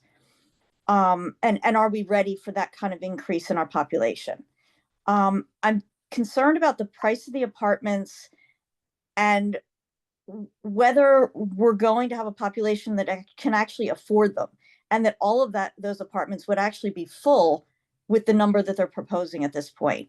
Obviously, I haven't rented in a long time, so I don't know. It just seems very expensive. And if we're doing a multi-use, I think the point that was made earlier about the businesses on Bethlehem Pike versus the businesses that would be put here, are they complementary or do they compete with each other? In which case, we now have traffic that is going around that corner at Springhouse a lot to get to the different types of businesses. And then I really want to suggest that we learn from other recent developments in the township. And I'd like to give two examples, because I think that we still have the risk to the other homes on Norristown Road for both of these issues.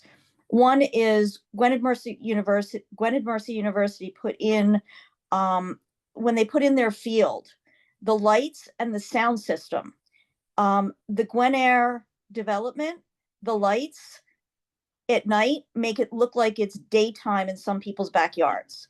And the sound reverberates right into my upstairs office as though I'm sitting at the field. Now, they've been incredibly wonderful tenants and community members. When they do these events, is not all the time. It's restricted to weekends. It's fine. But that's not what would be happening here. So I just want to point out that those risks still exist. Springhouse Plaza, that development in terms of how the traffic flow and the people flow, The traffic flow in there is very difficult and very risky for people that want to go from business to business. If you try and cross those streets, there are corners where you can't see around. There are stop signs where people may not naturally stop. And you've got people coming in through that development from that parking lot from all different directions. Again, depending on how the layout is in this development with multi-use and the apartments, you run the risk with a lot of people walking around and trying to get from apartments to businesses and vice versa, and traffic running through there. So I just want to really encourage us to learn from what we've already done. Suggestions.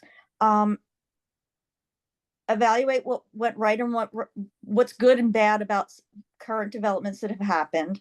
I would like to suggest that we lower the number of apartments so it's not quite as dense. Incorporate walking trails that also link to other walking trails in the community, which would start to kind of meld it into the aesthetics of what Lower Gwinnett is like.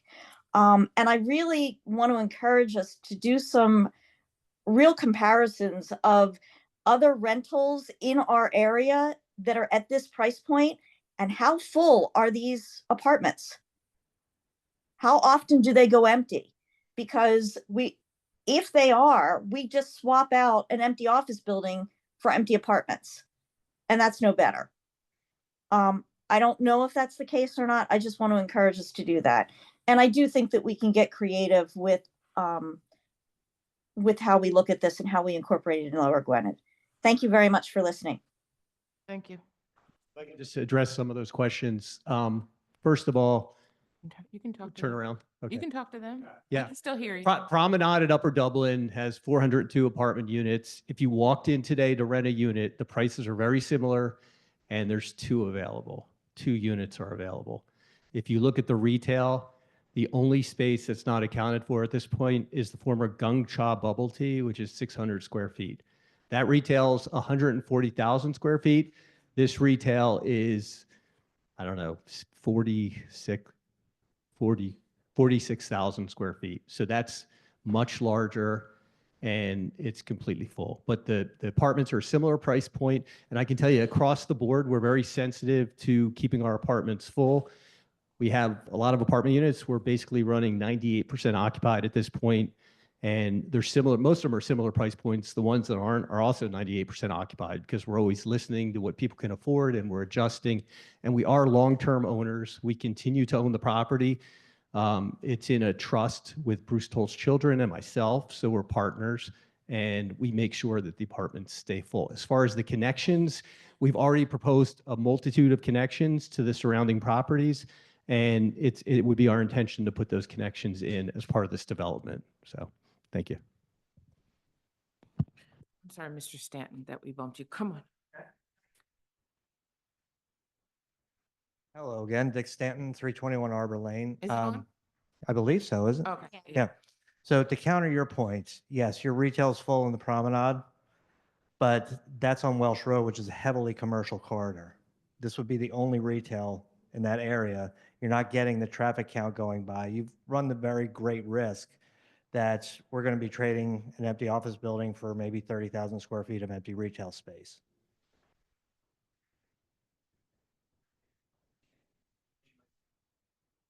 Hold on. Let's let Mr. Stanton finish. I'm going to get to that, actually. Go ahead and finish, Mr. Stanton. So I am not trying to buy the property myself. No, I don't have that kind of money. So If you were, that's your business. we, if that Berkadia, if they don't, but this doesn't go through, Berkadia doesn't buy in that office building, or Berkadia leaves and that office building is empty, it is not the worst thing in the world. At some point, something good will happen with that land. Ms. Martin, was it you that said that you're open to other suggestions? Like if something else came along, another good idea you guys would be open to? Was that you who said that earlier? I mean, or I was that think someone else? We're here soliciting all feedback.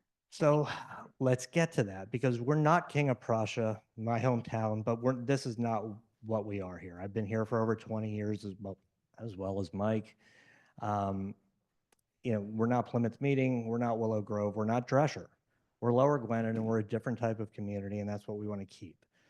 So the reason I reached out to your general counsel is I have a client that's very interested in developing a retirement community, much like Gwinnett Estates next door, much like Springhouse Estates nearby, something that's much lower impact.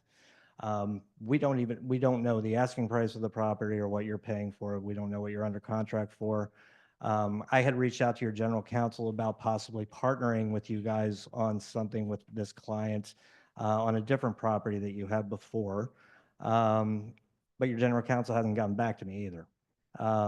So we'd be I don't interested. want to interrupt you. That conversation, I think, can happen outside of this meeting. Well, if you have conversations or discussion points you want to share with us. I have a It client that sounds is- like you're saying you would.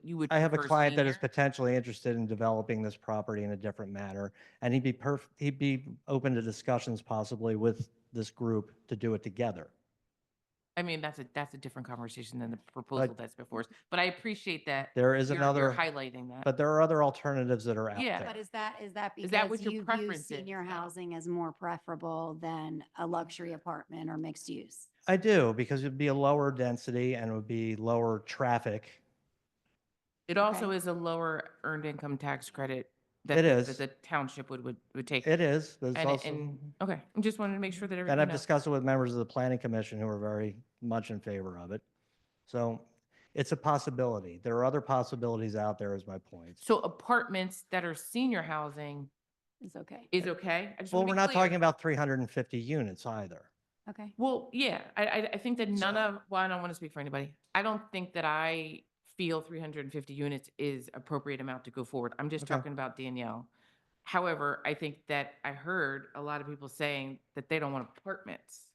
So that's a different conversation, saying that senior housing, that would be apartments, is acceptable versus apartments for the generalized public. Well, a retirement community like this would be different than just an apartment complex. It wouldn't be like an over 55 development. It would be, an all-inclusive You're talking like living X? space. Like Yes, X? exactly. Yes. Okay. So you're not talking about a 55? No, I'm talking about a community just like Gwinnett Estates. You're talking about like Folk Like Place, Gwinnett Normandy. Estates, Yes, Springhouse Estates. exactly. Okay. So that's a totally different proposal and idea. Yes. But I guess the question that I'm trying to get clarity on is, and I don't understand it, which is why I'm asking, Okay. you're okay with apartments for seniors? Or you're just not okay with apartments no matter whom the person is? I'm not against apartments per se. And I'm this is a against, generalized question. I'm 'cause I against mean, it's not that- just, I'm not putting. you I'm in this- against the density, the high rise, that kind of Drescher, King of Prussia feel Mhm. that we just don't have here and nobody seems to want here. Yeah. But we have several communities like I'm describing here already that everyone seems to think is fine. We have Gwinnett Estates, we have Folkways, we have Springhouse Estates. Yeah, which to me kind of seem like luxury apartments. But they're also inclusive communities where you don't have people coming and going out of them to go to work all day either. Historically, because of history, there, Yeah. yeah. But there Yeah, are I mean, some they're individuals who drive. I mean, yeah, they do, but it's not like the. It's not at the frequency that. Exactly. Yeah, I hear what you're saying. Yeah. So so I guess I don't understand then the no apartments. I'm trying to get clarity, I think. I'm not saying no apartments. I'm Okay. saying the high rise, that whole promenade at Upper Dublin feel is not a Lower Gwinnett feel. Yeah, and I don't think that I would agree that is not, that's not a Lower Gwinnett feel. Yeah. That isn't the development that I saw, but I also think that the level of density felt like it was a little slight bit aggressive for Lower Gwinnett in totality. I Yeah. think the part that is incomprehensible or that I'm looking for clarification, and this is just Danielle, Mm-hmm. is why is there an aversion to the idea of apartments? And I'm asking this because a lot of people, and I know that, and I'm going to ask if there's anybody here in favor. Well, we wants to do speak have in favor. apartments here. I mean, we have. I know we have apartments here, but we have that's what Gwinnett. people said, I don't want apartments. I was like, do you guys, I think it's more the high rise people are against. If it was a lower density. I mean, the gentleman said, I don't want apartments, and there was a lot of. Well, I can't speak for every single person here, Okay, but I think I was clapping because I don't want the high rise. okay. It's just not us. Oh, you got to clarify your claps. That's kind of tough to do. Maybe with different cadence. The For rhythm, different meetings? the cadence sometimes. No, and it is feedback that I heard on January 30th. In all seriousness, people were saying, I don't want apartments. And there was mention of transient individuals. And I didn't want to be the one to break the news that there are apartments here, but it seemed like there wasn't a knowledge that we have apartments. Well, you may be right. Okay, all right. It was good having this discussion with you, Mr. Stanton. Well, nice to talk to you too, Ms. All Beckett. right, thank you. Thank you. Anybody else? I don't know who raised their hand first. That's why I suggested the line, just so you know. Sir, hold on, let me see if somebody can get you. We have to get you the microphone, I'm Why sorry. don't you state your name? I'll repeat it. Go ahead. Paul Andrews, 28 Lamplighter Lane. Here we go. So I was just curious, Mr. Stanton, was it? Are you proposing rental units or are you possibly proposing owned condominium type units? Okay. That's all. And then there was. But, pass it right back. That's what I. Oh, I'm sorry, ma'am. They ignored you. Did I skip someone? We'll let you next. Go ahead. Hi, I'm Dave Keller, 1004 Evans Road. So there's a few things on this are kind of concerning in terms of how things came across. But first, there were a few things I heard earlier that I did want to make note to. Ms. Martin, you had mentioned the transparency associated with this board. I would actually very much agree with that. I found out about this development about 1.5 years ago. I came from Northern Virginia. Live, work, play communities, they're awesome. So I was actually very, very excited about this when it came on. John, your summary was absolutely amazing. And Jimmy, like yourself, I've only been here 10 years. Absolutely love it. I want to hold on to everything that is Lower Gwinnett now. Don't want to let it go, which is why I think what is being proposed here is terrible. I can understand why. From a developer perspective, you're looking at, God, at least $1.5 million a month on a $180 million investment. That is big money. That just makes sense. But in so doing, what they proposed basically crams as many people into a space as they could possibly fit without any thought in terms of the overall community structure. My excitement for a live, work, play community really was extinguished quite fast once I saw was actually the cookie cutter apartments that were proposed. This is not a development that will ultimately benefit the community. This is not a destination type place. This is a huge apartment complex with some commercial sprinkled in there just so that we can have a mixed use out of it. It's not Lower Gwinnett in any capacity whatsoever. I did want to close with one thing that I heard, which was very, very concerning. And that was, Ms. Martin, you had mentioned that there have not been a lot of other options to come before the board for what potentially could become a blight in the current office building. And to that, I want to say, why is that Lower Gwinnett community members' problem? That's a problem for the owner of that property. That's not a problem for the board to be able to source these. So why is it coming back on the community now that we have to do this? We have to consider this proposal because there's nothing else on the table. That is not a very good reason. I appreciate you bringing that up because someone else, I believe you said that. And I tried to clarify at that time, and I'll try to clarify again. I do not mean this is all we have, so we have to do it. People were coming up to us at the open house saying, why don't you put a data privacy center there? Why don't you turn it into a park? Put the public works building there, put a retirement home, and throwing all these other ideas out there. And so I was just trying to say that we as the Board of Supervisors are only able to consider the proposal in front of us. Clearly, we have heard, actually, I shouldn't say clearly because it may be, what I want to say is that we have heard from other community members outside of this room, because this room very clearly is opposed unless someone wants to jump up and say they're very excited about this project. I think I get the vibe from the room. But we have heard from other community members very positive things about this project. So that's why we would consider it. If it's something that folks, no one thinks is a good idea, no one on this board thinks is a good idea, no one in the community thinks is a good idea, it's not something we would consider. I live here. I have 3 little babies here. Like this is where I want to stay. This is where I want to grow my family. I have a lot of friends here. I've heard positive things. And so, you know, I just want to make sure that everybody understands that this isn't something that the board is trying to shove down people's throats because it's a last ditch effort to save Bercadia. That's just one of the factors that we mention when we're considering this proposal. So I hope that clarifies what I said. That's not the only reason the board's considering this.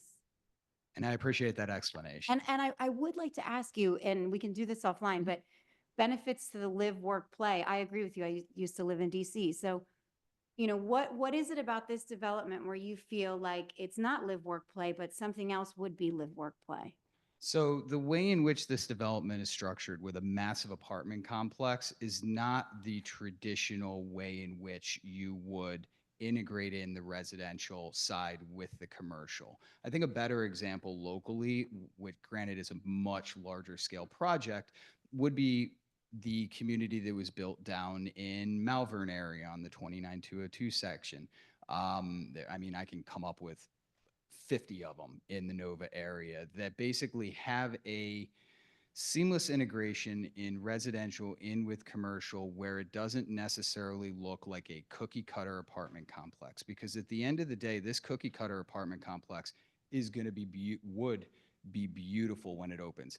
And 20 years from now, it's just another, you know, mid 2000s apartment complex stuck in Lower Gwinnett versus some of these longer lasting communities where the developer actually took the time to integrate in with the surrounding area and make the residential kind of seamless into the commercial are still truly advantageous to the areas in which they were built. Okay, I'll look at this. Thank you.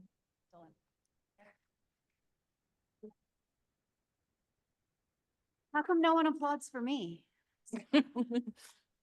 Okay, hi. My name is Cindy Robinson. I live at 1205 Red Barn Road. And my major concern is really not only things that have been mentioned by many people tonight, but I'm seriously concerned about traffic. And I am concerned about what that does to the mindset of the people in the area. And one of the things that concerns me is Norristown. Okay, that is the major part.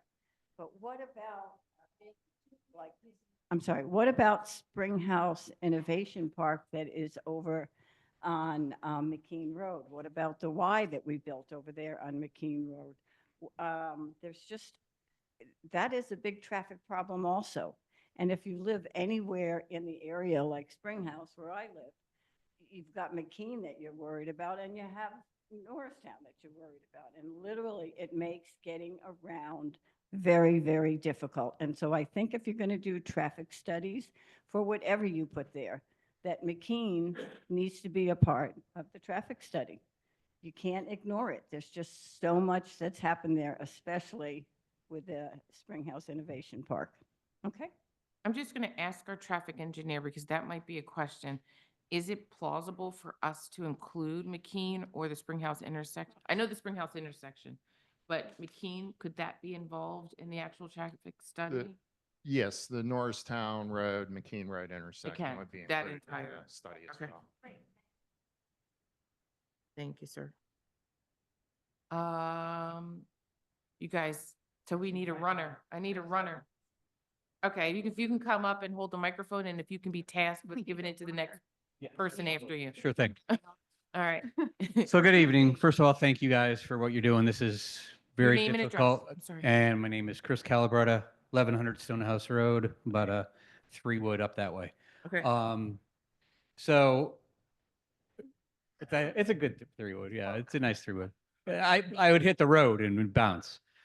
I guess for me, I mean, leaving it without doing anything is really the wrong thing to do. We can't just, I think Bercadia will leave and I think it's going to turn, I hate the thought of driving by there in 15 years and feeling like going down to St. Joe's Prep where my son is and seeing Broad Street type buildings.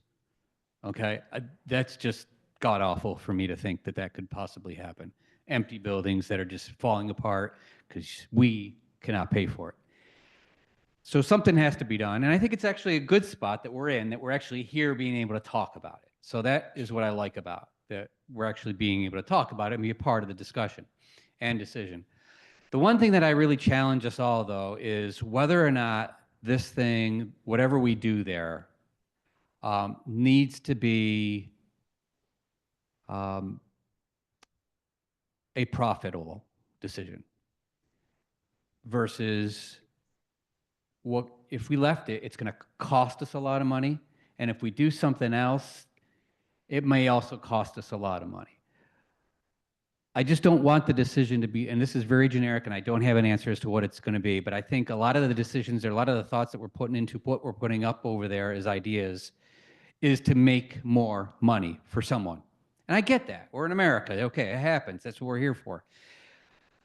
But I think that there's ways that the one gentleman that I'm not sure he's not here anymore that talked about was maybe building something that will bring people here that will eventually make money. And maybe it's not the big profitable area that's a builder will want out the gate, but it's something that won't cost us more money in the future, but it's more cost neutral to the community and keeps the community's spirit and environment. That's all I just want us to consider, everybody here, because I think behind every one of these discussions around concentrated, dense, and it's all about more money, more money, more money. And let's take that out of the equation. And I feel for the property owners. They thought they were going to come in and get something. Heck, that's a great property area there. Go down to Philadelphia. Geez, you can't. I go down there almost every day working, and they're trying to bring people back into those buildings because of the work from home situation. It is horrible for big building and big office companies right now. So I'm just asking us, as we did make this decision, I'll leave it at this. Think about cost neutral. Maybe it doesn't have to make money. And doesn't have to necessarily, maybe we give and this is opening up a bunch of, open Pandora's box, but what if we offered a tax break to somebody to come in? I don't know. Public-private partnership, Something like like that. a community trust. Yeah, something that is out of the box. I mean, I think about why, I did a lot of work in Ireland, for example, right? And the reason why we go to Ireland is because there were significant tax breaks, okay? So we built big manufacturing centers in Ireland, and we built big manufacturing centers in Australia because there's opportunities in tax breaks. And maybe we think about something like that that doesn't necessarily make so much more money for us, but keeps the community as what we want it to be. So Just a question. What are your Monday evenings looking like? Because we might have space on a comprehensive plan if you want to. You want to come on in. I mean, I'm being serious. I'm joking, but I'm being serious. Like, I think that is what we're looking for. Like, as a community, I don't want to speak entirely for this board, but I think we want to plan for the future. Yeah. We don't want to do anything haphazardly. We don't like to just make rash decisions. We want engagement, even if it seemingly seems to be in opposition. It's where you extract the information. Right. It's how you get the perspective, and it enriches ultimately your decisions. It does. So I think, if you're willing, and this is some of the problems that we have, is that a lot of people are willing to volunteer until it's something that's getting ready to affect them, and then they have a lot to say. Oh, absolutely. So, I mean, if anybody wants to come and talk to our comprehensive plan meetings are open. Where are they? Here? They're right here. They're Monday. Is it the second Monday or the third Monday? It's usually the third, but in March it's the second. Yeah. I'll talk to my friend, Mr. Tversky. He'll get me in touch with everything. See you there, sir, and thank you for your comment. I'll help take care of his requisition, if that's a word. Thank you, sir. I think if you could just hand it off, there we are. You just state your name and address. My name is Landon Woodward. I'm at 765 Tennis Avenue. We're probably less than 500 feet from where this is planned. And I guess my biggest comment is, you know, if the zoning would already allow this to happen, then they would just do it. And as long as they met all of the rules, they could just do it. The big issue is here is you guys they want to change the zoning, and that's what's before you. And if you put up that zoning map, you'd see that there's nothing else around it that's anything like this. And it shouldn't be, because that's what zoning's about. It's about controlling what's going to go there, what can be there. And if you just pick one little dot and change it, then what's the whole point of having the zoning? You know, I'm sure if I came and said I want to change my zoning to commercial, you know, it probably would get laughed right out. You know, I'm a single family residence.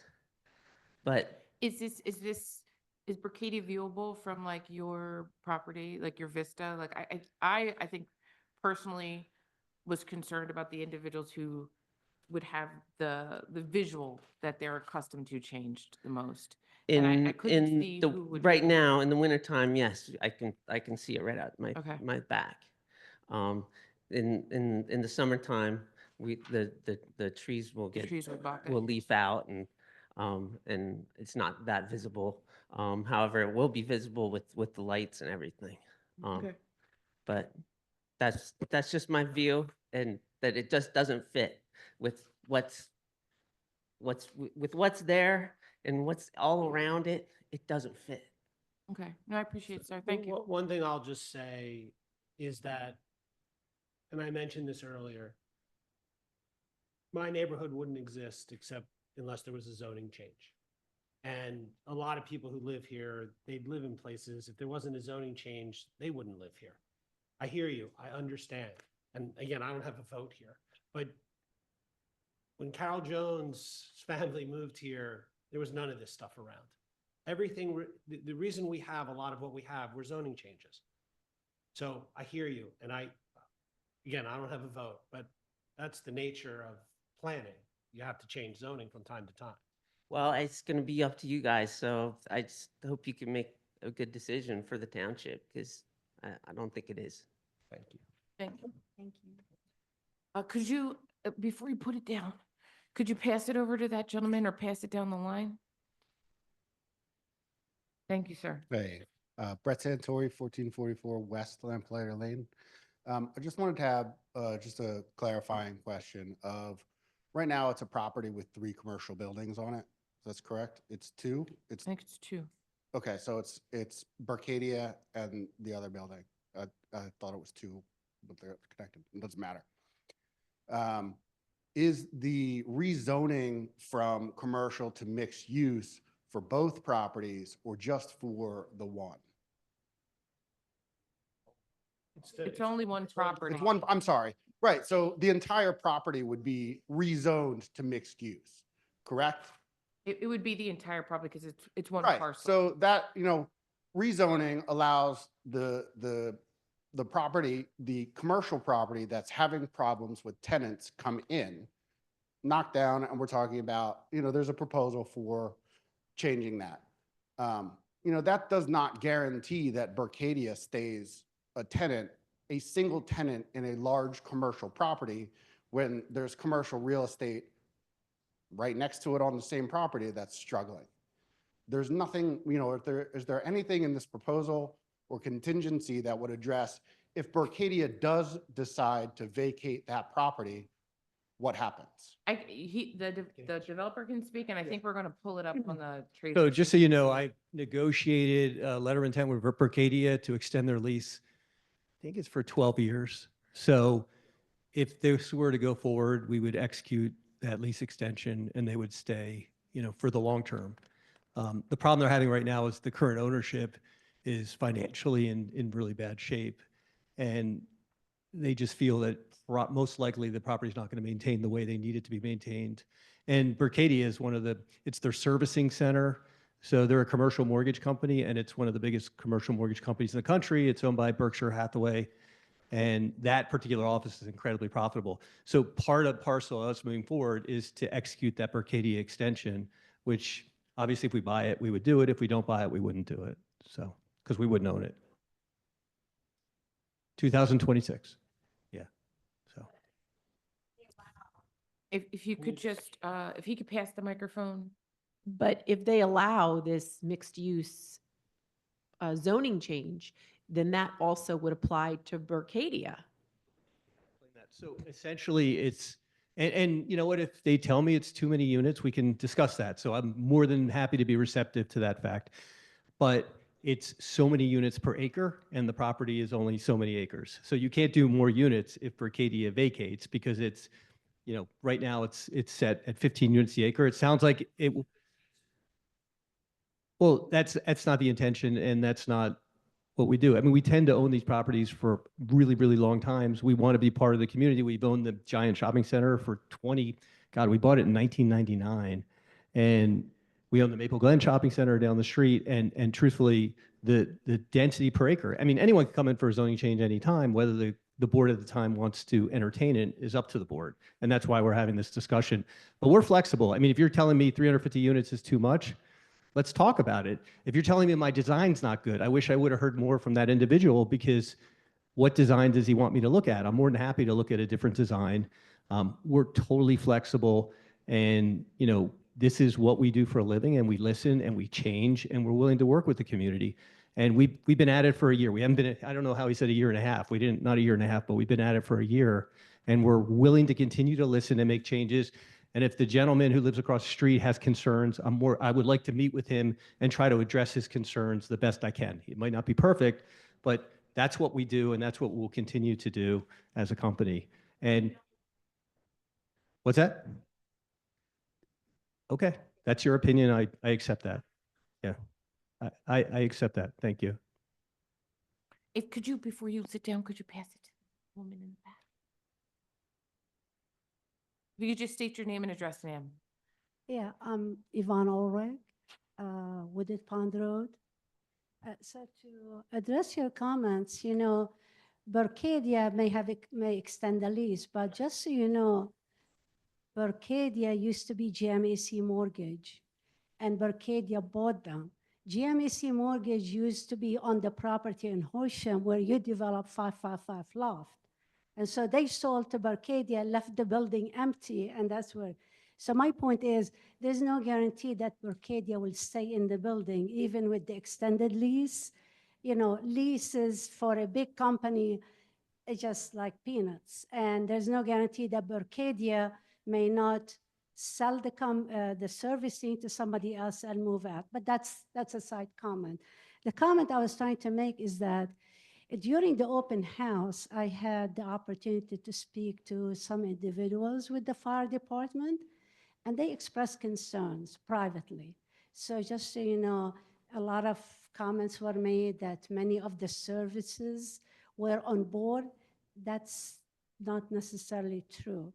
And the other thing is, you know, with regard to traffic, you're putting residential 350. I think the last time I was here, I heard 380 units. I never heard 380. But I mean, I think with the workforce was 380 is what I heard. 350 without the workforce. No, it's with the workforce that it gets to 350. Yeah.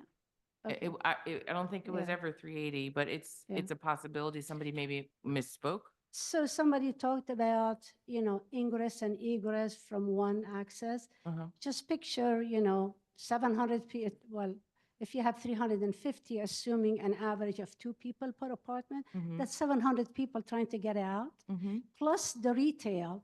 You know, on average, retail, you have to have 5 parking spaces per 1,000 square feet of retail space. We got 46,000. That's more parking to deal with and more in and out of the complex. Okay. So, you know, these are some of the things that I wanted to comment and reiterate the concerns that some of the people had. The other thing, one lady mentioned that we are nowhere near public transportation. I mean, the whole idea is to reduce traffic by having people use more public transportation. Here, we're talking about, 700 more cars coming up and down Norristown Road, Bethlehem Pike. There's just too much traffic. Okay. So these are my comments. The only thing I wanted to give an opportunity, our fire marshal is here. I don't know if you want to talk about, do you have concerns, Mr. Comley, that you want to share with the public? Yeah, for example, what do you do when you have a fire in the parking garage? You have electric cars. I think he can. And the battery goes up in flames. We don't have a truck that can go in the garage. Yeah, do we have another microphone? Sorry, or you could use this one.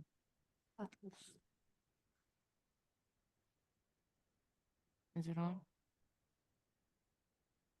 Yeah, my name's Al Conley. I'm fire marshal here in Lower Wooded. And I actually think that John covered it pretty well in his presentation as far as fire services go.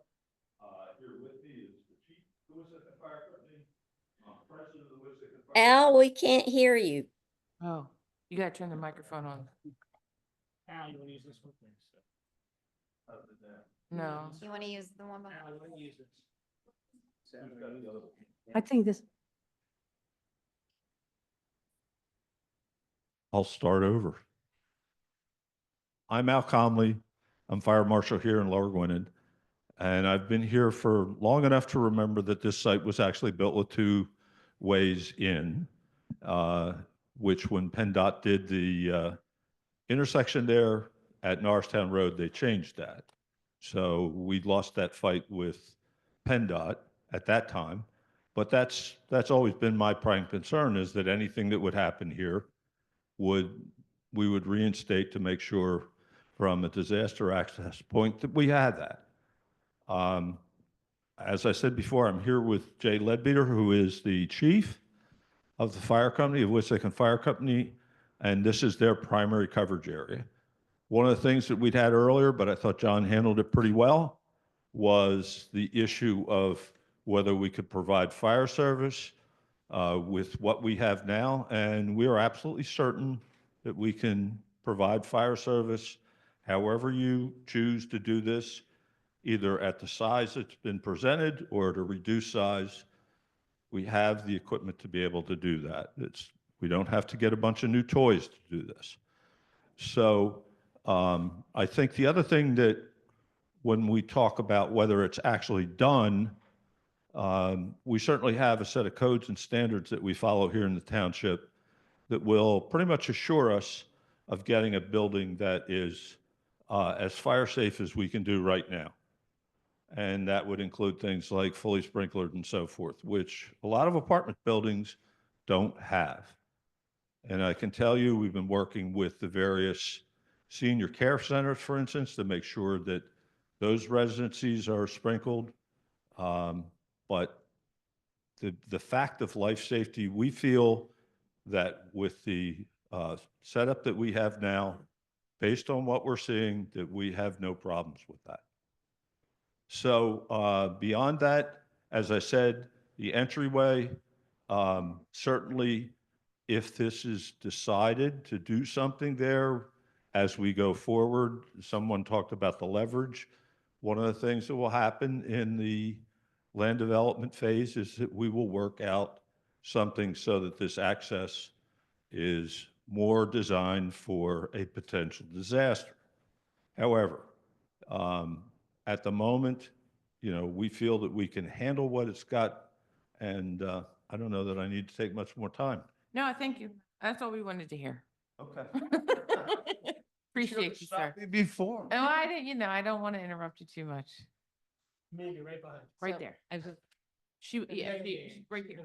Gonna put it back on the podium. Oh, I'm sorry. I didn't see you back there, ma'am. Hi, Adrienne Eames, 1448 West Lamplighter Lane. I'm coming to ask a couple of questions, so I don't know who to ask, but who pays for the traffic studies, plural? Because I heard there were several being done. You pay for all of them, and then PennDOT pays for the other. Because it's a Norristown is a state road, PennDOT's going to be paying for one I heard earlier. I think PennDOT has to review that, but they. Review, okay. You can pass it to our traffic Oh. engineer to get the more technical answer. The applicant would be responsible for completing the study at their expense. It would be reviewed by our office, the Township Traffic Engineer, would also be reviewed by PennDOT. They would be responsible for covering our review fees to review the project, and then they have application fees and different costs with PennDOT as an expense as well. Okay, that was my first question. Thank you. I'm gonna reference the meeting back, I believe it was November. And it was a public hearing, and I know there's some things. Planning commission meeting. Thank you, thank you. And there was a gentleman that spoke, and I don't see him here tonight, but I believe he said he was on the Board of Supervisors. He's here, Oh. but he's hiding. It's Oh, he's hiding. Okay, then I will not look at him. But I remember him referencing a traffic study that was done for the YMCA for McCain Road, and how the numbers, I feel like I heard doubled in terms of the amount of traffic. So I know there's numbers and I know there's logistics and there's experts, and I'm not one of them because my expertise I will share in a moment. But that is definitely a major concern. And I feel I'm in the way upper corner of Lower Gwinnett. This is as far away from me as possible, and I still feel the pain because I feel like we already deal with this intersection, that we all lived through that hell of seeing that redone. And I would really hate for all of that work to make that as beautiful of a nightmare of how many roads, 5 roads, all coming together, to have that just be a wash.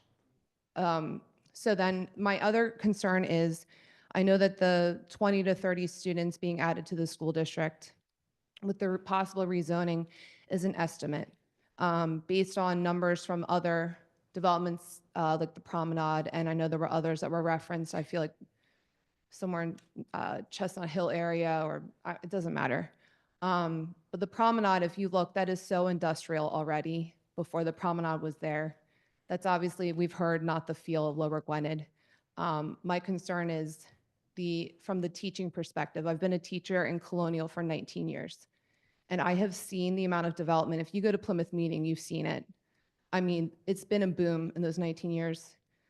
We just built a brand new middle school, and the amount of money we spent on that was exorbitant. So you can sit there and say the cost of the amount of money we're getting back could be wonderful. If you look at it, it's pennies compared to long-term repercussions. We have children that we all love, and we don't want to sit here and watch them live through a school renovation, which can be exciting, but the amount of money that's passed on to the taxpayers long-term to build those buildings, to upkeep old buildings, is also bringing them back up to code. We had to knock down our middle school because it was so old. And I feel like Wissahickon Middle School was the same age as the middle school we just demolished to rebuild a brand new middle school. So you really do need to look long-term, and we're not the only township that's going to Wissahickon. We have, I don't know what, there's conversations with Whitpain or the Ambler Borough to see if there's any construction projects that could potentially impact the student population. But from the teaching perspective, I would also like to know who at the township, or I'm sorry, the school district said we can handle 20 to 30 students, because I want to know what other projects they were made aware of that could be on the back burner, that could be brought to the board, maybe not your board, but in the other townships. Additionally, from the teaching perspective, I see it every day. 20 to 30 students makes a difference. I just want you to consider that. So those are our babies in those rooms, and I want to make sure that we remember that. Thank you. I will answer that question, Adrienne, because Whitpain is now proposing a 1,000 apartment unit, and that affects the Wissahickon School District, and that is supposed to be coming to their board soon too. Right where Reed's is, somewhere around that area, there's a 1,000 unit apartment proposal going on. There's a whole thing on the Facebook page about it, and I'm just, Not Reed's, it's It's where my office. okay. union meeting. I thought it was actually. Oh, dear goodness. It's on the Whitpain, There's a variety. it's on the Whitpain Township site and their Facebook page, and a lot of people are talking about it. So if it's Whitpain, it's naturally has to be our school district, I believe, but that's a side point. But Rebecca Villano, 1432 West Lamplighter. Thank you. And sort of echo everybody's opinions about this project. I oppose it for many reasons. The traffic, we talk about the traffic, but the traffic also extends into not only Norristown Road, but Sumneytown Road, because that is a major thoroughfare into North Wales. If you're coming home from wherever, a lot of people use that 309 exit and head right through Norristown to Sumneytown and cross over into 202 to get to North Wales. That traffic is horrendous all day long, all rush hour, heading both ways. We have lots of schools, we have students traveling, the buses. I mean, for me to go for 5 miles, it takes me a half hour over there. So I don't want to cut you off. I know that people are starting to leave, and I just wanted to get a little bit more clarity. First of all, how many more people feel like they have comments they want to make? If you could just raise your hand. I'll be We got quick. 1, 2, 3, I'm gonna 4, finish. 5. Okay. And then the- And I just wanted to, oh, go ahead. My last point is that we talked about a couple other apartment complexes, Ambler, or we talked something in Ambler, but we also have the Hunt Club in Lower Gwynedd, which is a very large apartment complex. It is comparable pricing to what they're offering, and they have apartment availability. It's not full. So, and I also have concerns about this idea of having another supermarket in the unit. When we went to that January meeting at the site, they talked about having another supermarket. We have we have like multiple supermarkets in our township. Do we really need another supermarket within 500 feet of each other? I just don't understand how much we're doing in such a small space. So I want to make sure that woman in the back can get an opportunity to speak because she wanted to speak. But before you speak, ma'am, can I just get some clarifying points? Because I think this will help us with our next step. And I think for me, there's been a lot of confusion around this. I just want to be clear about who's left is all that we can survey. If you're like on face value just opposed to apartments, could you just maybe raise your hand? Okay. On face value, if your opposition is more related to the feel, the character, and maybe height and or setbacks, could you just raise your hand on that? So same people, but much more people. So there's crossover. If your concern is traffic and or public safety, like is your major concern, could you just raise your hand? Okay. And then finally, I guess, the school district, I guess, is the best way to put it. If the impacts to the school district and the impacts, it's really just the school district. If that is your major concern, if you could raise your hand. Okay, I appreciate that. I don't know. Did the recording get the crowd? No, probably not. It's okay. It's okay. You could go ahead, ma'am. Thank you. Leslie Woodward, I'm at 765 Tennis Avenue, so I am stone throw from this, see it from the backyard. Traffic, of course, is a huge, huge concern. Being right on the corner of Norristown and Tennis, it's ugly. It's ugly now. It gets uglier every day. Some of the concerns, I mean, overall, like, there's a lot that is undesirable about the project, but if the zoning is going to have to be changed, and as you have said, we're all here because zoning has changed. Does it have to be changed to mixed use? I have a retail business. Retail's really hard right now. There's millions and millions of square feet of retail space that is empty. What kind of, who's going to go into this? Who's going to go shopping there? And there's been talk about having a more of a walkable community. 309 is right there. Who's walking there? I'm not going to walk there. I mean, we are on the edge of the county, the township. 309 is a barrier. How are you going to get the people from other side of 309 to meander off into this walking community? It is not realistic. having some sort of a medium density, even sort of a high density residential is understandable. You don't need a blight of a building. I get that. But this delusion of it being this kind of like utopian thing is not realistic.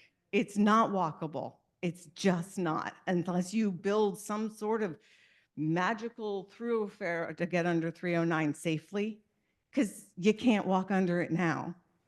They did propose a walkway, but I don't think it was magical. It'd have to be magical to walk under that. I- But it's not the retail part of it, I think is really, it doesn't seem to make sense. And the traffic really, I think, is the biggest concern. And the noise level of that traffic. I know that some of my other neighbors who are right along Norristown Road there, it can be really brutal. Mm. It can be really, really brutal Okay. being right there. So I that's appreciate all that. I have to say. Thank you. I think, oh, sorry. Hi there, I'm Nancy Dodd, 923 Chesterfield, right around the corner. And I moved here when Jesse's Motel was here with the rusted out swing set. And I'm a New Yorker. I've lived half my life here. And I moved to Lower Gwinnett because of the community. I moved here because of the zoning. And I saw changes, you know, when the Spring House all came up, and it was all done beautifully. And that's one of the reasons that we're still here. I raised my boys here. We just invested in major home improvements in our home. My husband and I want to die here. We live right by the walking trail to McKean to Chestnut, to Chesterfield. And I'm curious, what in the proposal, are there any changes, any thoughts about what could happen there? I don't believe that there was, and I don't want to speak for the developer, but I think in the proposal, I didn't see any explicit changes to that walking trail. I think that there was the connection between Gwinnett Estates and underneath 309 to this development, so that there was ease in being able to access that, make that acceptable. I don't know, and I don't want to speak for the developer, because the plan is completely online, and I oddly enough didn't memorize it, but I think I think that there is a way that you could get to the next property ownership, but I don't know if you guys want to speak That's to an that. emergency egress now. Is there a connection to anything beyond your property from Gwinnett Estates?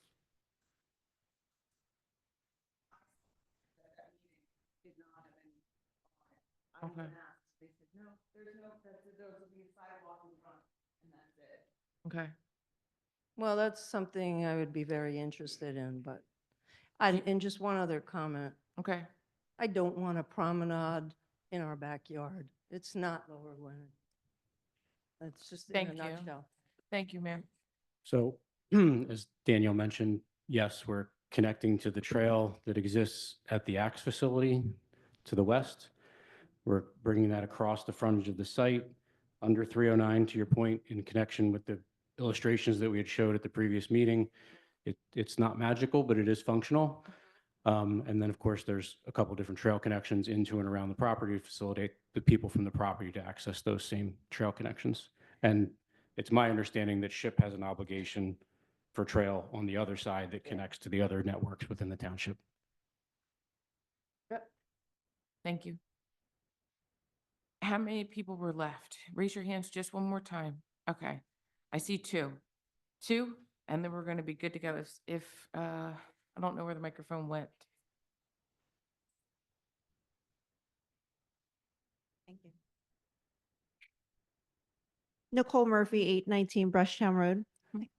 I am a local realtor. I've been a resident of the area for 9 years now. And I have some thoughts. I've been sitting here listening, and I have a lot of the same sentiments as everyone else. A thought that I have from a different perspective is the current proposal is based on a contingency or an agreement that is in place with the current seller. We're sitting in a position right now where we're looking at a proposal that was brought to the township, and the owner of the property only has this one opportunity because it's under agreement. So as a township, we have the ability to take control and power of the situation and say, well, we don't think that this is a great idea, but maybe we could partner with the current owner and offer some other opportunities of different types of zoning that would be acceptable to the community as opposed to what's currently being requested. That would give the current owner the opportunity to shop this around to other potential buyers that might be interested in doing different types of communities, like what Dickie Stanton had to say, or what some other people had ideas. If we were able to say, hey, listen, as a township, this is the type of proposal that we would be interested in putting forth in this community. And then that would actually draw potentially competition to have several proposals from different types of business owners and properties that want to develop the property in different ways. And then we would have more opportunities and more options of different types of proposals to look at, as opposed to just having this one proposal on the table. And you really do have the power to generate that. You're just sitting here waiting because this is the only thing that happens to be on the table right now. However, if you propose different types of things that would be acceptable, that the community would agree to, then I think that we might have more proposals that we could take a look at and see what would work best for the community. I do want to speak Just to, for, go ahead. just the property was on the market for 2 years. It's not that. It's not As that we- as a commercially zoned property. as anything. I mean, it just was for sale. And this is just a fact. Yeah, right? sure, absolutely. Nobody approached the board. In It that takes a hearing. lot. I do a lot of development with new construction, and it takes a lot of money, time, and investment to rezone, as you can see, a Agreed. potential property. That's because the potential developers are not sure and have to go through this whole process to see what's going to be approved. And there's a lot of time and money that takes place in order for that to happen. If proactively the township said, these are the types of things that we would be open to, and they changed the way that it's typically done, I think that Wanted it to could change the zoning. encourage, Change the zoning.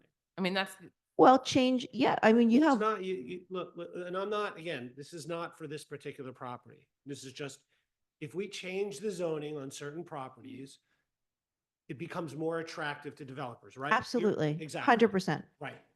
So if we do that, we don't know what we have an idea of what we might get, but it's still going to involve a zoning change. You can partner with the current owner and say, these are the types of things that it just isn't in a conversation, not in an official partnership. I hear you, but And just say to them, these are the types of things that we would, and let them market that to other potential opportunities. That's And I my don't only think this thought. owner, again, it's not. I don't want to dissuade you from that. I think my vantage point and the perspective that I had is we had a comprehensive plan that had not been updated in over 20 years. So when we decided that we're going to update our comprehensive plan and actually plan for the future, and that's why I keep going back to the comprehensive plan, is our goal was to identify areas where there is this opportunity or where there would be this opportunity to have constructive conversations with our community, come up with a plan. We're not done that comprehensive plan at this point, but I hoped we could get through that process and then do just exactly what you were talking about, making outreach to our different, property owners, and not just talk about Berkadia, or not just, but find out who we can talk to about Bethlehem Like, be Pike. more proactive Find in it ex- instead of and that waiting to was see what that's comes one in of our and say, goals. these are the goals that we have, and make that a public. So part of that is one of the ultimate steps or action items from our comprehensive plan. We're not done the comprehensive plan. This happened in the midst of it. And so I think, as you know, that the developer came to us before we finished that process. I guess I like to have all the information. I like to have facts and kind of hear from everybody before we move forward. And part of that was engaging in a lot of the public information sessions and the feedback from the comprehensive plan process. Yeah. And Michael, to answer your question, yes, if you did rezone it to something that was acceptable the way it is right now, that would absolutely attract more developers to be able to come in and know, they don't have to wait and try to rezone and hope and spend all this time and this money. They knew if it was done and they could get it done, then that would absolutely attract more developers to come in and do different types of projects that might be more acceptable in the township to the residents. So can I the ask- one thing, hang on, the one thing I want to say is, because I'm on the comprehensive plan committee, we've had 2 or 3 open houses. 3. Three. We've And a been at this survey. for over a year. We surveyed the township. And I know this is going to come as a shock to this room. One of the most significant suggestions was mixed use rentals. That's what we It got. was, though. It was. That's what, so when you all see the comprehensive plan from folks, the whole township had an opportunity to. I don't comment. think any of the residents were aware of that until this project came to the That's forefront. not true, because we'll show you the poster boards. I just don't think that, I think this project is what really brought it to light. that I made everybody understand that. understand. I understand that it probably did bring it to light, but that being said, we've had a lot of residents come in and tell us this is what they wanted. Now, Well, none of them are here, and none of them have voiced that opinion in any of the meetings that I've been in. No one- Where are no- all these people that are so interested? Listen, hold on. Let me just say something. I've been at all of those meetings. I'll show you the poster boards where people wrote this down. I'm not making this up. I hear you. I understand your skepticism, but that's just, I'm just telling you the facts. I'm not making this up. If any one of you had all been to any of those meetings, you would have said, we don't want that. But I guess the same reason you didn't come to that meeting, maybe they're not at this meeting. I don't know what to tell you. Sir, if,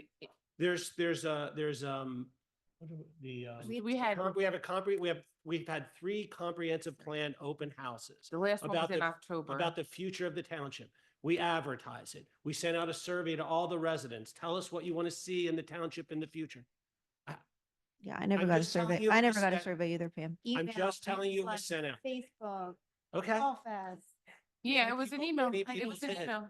Many people did. All I'm saying is there is an opposing. There is an There are opposing opposing viewpoint. viewpoints that we didn't just come up with this. This plan isn't coming out of like whole cloth. That's what residents told us. I'm sorry? How many residents were at the meeting that supported it? What we can do, and I don't want to hold it up, talking. Were there about- hundreds of residents or were there like 5? There were more than in this room. Yeah. It was an open house. You could come between the And times of. 100% of the residents that were there were all for this project I didn't of say they were having for They this weren't for this project. project. I think you're misunderstanding what I'm saying. this concept. Yes, this concept. Again, this isn't this. We didn't create this. We asked people what they wanted to see. We didn't have. You can only choose these. You can only choose mixed use rentals. We didn't say that. Well, at That's this what people point, now that say. you can see that there are several different views, maybe we could revisit what I happened know in that those. there are several Yeah. different I- views, I- but I just want you to. I just want you to know this isn't. Can I make totally- 2 points? One, I have 3 little kids under the age of 9, and I miss bedtime all the time to be here because I love this community. I would not be pursuing this or sitting here or having these meetings if no one said to me that this is something they would like to see in the township. I knocked doors when I was running for office. People were saying they wanted new development. They wanted younger people here. They Sure. wanted places for, young professionals to work and all of this feedback. And I understand that it's being I crystallized. think in everybody this does want product. that. Yeah. Yeah, and Calm down one and I understand this is the first time you guys are seeing this proposal and you guys are upset about it. I get that. And it's not a done deal and I'm not suggesting that, but there are folks who communicated to all of us that they supported it. I do have a question for you though, because you were saying marketing, like specific uses. Can you wait 1 second? Because this man has been telling me he's gonna leave and I promised him he could. Okay. Okay. Oh, because No, you were I like, I'm just- leaving. This is just going on for. I know. I just Yeah. want to know what uses would you like to see there? I mean, that like, I think that if instead of rentals, I feel as though there would be a more of a vested interest in the community for people who have condos, townhomes, that sort of mixed use. I think that there would be lower density, and then you would have people that contributed to the community, not in a transient way and not in a people who are living in a 1-bedroom apartment don't typically stay there for a very long time from what I have seen. So I think I'd be looking more for a long-term commitment of people who shared, residency in the township for a long period of time, made some roots here, and were here for the long haul and contributed to the community in a different way. Okay, thank you. And I think that all the sentiments that you had mentioned, we all probably can agree. We would love all those things, but I don't think where the disconnect is we don't believe that this is how to bring that to the community, if that makes sense. Okay, it does. Thank you. Go ahead, Sarah, and I apologize. Hi, Scott Gallant, 845 Stonehouse Road in Springhouse Farm over here.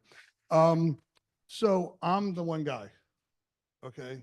I'm the one guy who is actually for the project.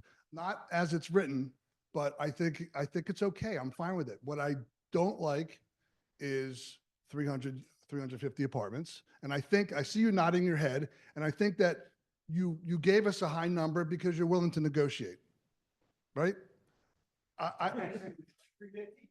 Right, of course, you would like 350, you would like to maximize your profits. I get that.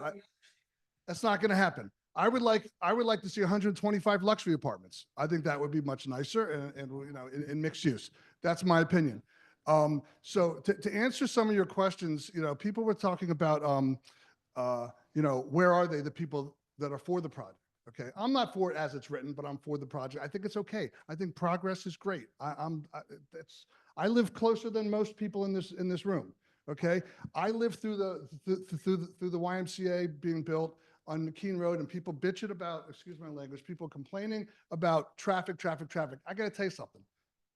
It's not that big of a deal. Okay, it's not that big of a deal, dude. Okay, all right. It's not a big deal to me. All right. It may be a big deal to you. It's not a big deal to me, and I'm on McKean Road every single day. Okay. That being said, it's still an issue to a lot of people. When I walked into this room tonight, I was talking to an ex-supervisor, okay, who's not in the room anymore. I don't think she's here, okay? And she said, she's set up here for years. And she said to me, "Are you for the project?" I said, honestly, it's fine by me. I don't care.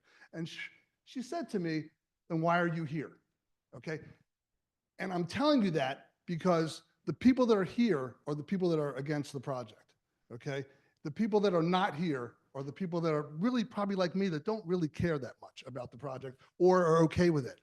And I guarantee that there's a lot more people that are for the project or for some sort of project than there are in this room. And I'm not talking about right now. I'm talking about when the room was packed an hour ago. All right. That being said, Mr. Developer, my question for you is, now, so this location, I live pretty close, okay? I talked to Michael. I said, "Michael, where's this location?" And he told me where it was. I drove by, couldn't find it. I drove by that place 1,000 times in my life, and I still don't know where it is. I know where it is now because my kid drew a map for me. I know where it is. Now, I want to ask you this. You said something about the trees being kept on the trees that are there now, right? And you're going to build beyond that. Okay, so are we even going to see these buildings? Yeah, I mean, I can tell you how much you Hold on Okay, 1 second. now, They're set back a ways, but they will be visible, but there's also a hill. So it's visible, but it's not going to be in your face like everybody's saying. But It'll be you're more wi- visible from but 309. you're willing to negotiate the number of the units. The Absolutely. fire department's willing, if fire department says that we can handle this, no problem. The school district says we can handle this, no problem. Now, I think the study, someone said 20 to 30 students, Correct. okay? Let's say it's 50 students, all right? And guys, I got no skin in the game here, none at all. But let's say it's 50 students. You're talking 2 students a class, okay? Maybe 3 students a class. That's not going to hurt the school district at all. All right. Now, my question to you, my issue is traffic. Okay. And not so much on our side of the township. Okay. It's on the other side, which I know is Upper Dublin. Have you been in contact? Because when you cross Butler, or when you get to Butler, it turns into one lane and it's a nightmare. And tennis. I'm sorry, tennis, and then into Butler, and then you go to Maple Glen to where to where your other places are. There's going to be, it turns into one lane. Now, you know, we've all sat there at rush hour at those lights for a long time, and that's a problem. Have you been in contact with Upper Dublin Township? Yeah, are you going to work with them to do something to alleviate the traffic? Because people coming to this mixed-use project, you know, to the retail portion are not just going to be people from Lower Gwynedd. They're going to be people from Horsham, people from Maple Glen, people from you know, Upper Dublin, you know, from that way coming this way too. And the traffic is going to be pretty horrific. It's going to be much worse than it is now, especially since I learned today that Bruce Goodman is building on his property at the corner of Limekill and Norristown Road. Correct. Limekill and Norristown. And that's going to bring in, I think he's building homes, Townhouses. townhomes. So that's going to be a lot of people. So what are we doing there? That's my issue. I can hand it over to my traffic engineer who's sitting right here, who hasn't had a chance to speak yet, so. Good evening. So to answer your question, as a matter of fact, we have not been in contact with Upper Dublin with respect to this specific project, but I will tell you I'm working on that project for Mr. Goodman. It is 72 townhomes on his property. And as part of that project, we have partnered with Upper Dublin Township and PennDOT to provide a pretty comprehensive package of roadway improvements to the tune of close to $10 million. First and foremost is the intersection of Butler and Norristown Road, where there's about $1.3 million of roadway improvements that are currently under design or to be constructed here within the next 12 months. Going towards Maple Glen, there's going to be widening along Norristown Road from essentially from where Mr. Goodman's property is, if you're familiar with that, all the way up to the Triangle. And at that point, PennDOT is taking over and widening the intersections of Norristown Road, Limekiln Pike, Welsh Road, Limekiln Pike, and Welsh Road and Norristown Road, all fairly in the same time frame, that occurring somewhere in this And that's start of and, next that, summer. and that's great, and that's going to be a nice little Upper Dublin Sure. project they're doing there. But what about coming this direction towards Lower Gwynedd, towards this project that they're Sure, and as Mr. Dixon had mentioned earlier, the township's traffic engineer, we are required to prepare a traffic study. That traffic study will be prepared if this project continues to move forward, and it'll be submitted to the township for review and also PennDOT. There are certain criteria that we must meet, and not only do we look to meet those criteria, we look to exceed those criteria. And those criteria really revolve around traffic flow and operation and safety. So it is very likely, without having a complete traffic study done yet, it is very likely that there are going to be improvements that are completed, traffic improvements that is, completed in conjunction with this development, whatever form or fashion that may be at the end of the day. But those improvements will, again, help to alleviate some of the existing issues, help to improve safety, and help to improve traffic flow. By no stretch of the imagination do I want anyone to think that whatever improvements we propose are going to alleviate all of the concerns or all of the issues that exist out there today, because they're not. That's not our responsibility. But our responsibility is to mitigate the impact of our development and also hope that we can improve how traffic flows today. I'm also involved in the SHIP project. There's a pretty comprehensive package of roadway improvements that were proposed as far as SHIP. Now, not a lot has occurred recently, as far as I'm concerned, on that project, but we did make some improvements in McKean. Most of those were pedestrian-related and safety-related. Some of the trails that were discussed, some of the electronic speed limit signs, some of the flashing warning devices for pedestrians over by the Y, those were all done as part of a quote-unquote phase 1 roadway improvement project out there. So it's a comprehensive look at what can be done and who's responsible for what and what we can do, again, to not only meet those criteria that are set forth by the Township of PennDOT, but also to exceed them.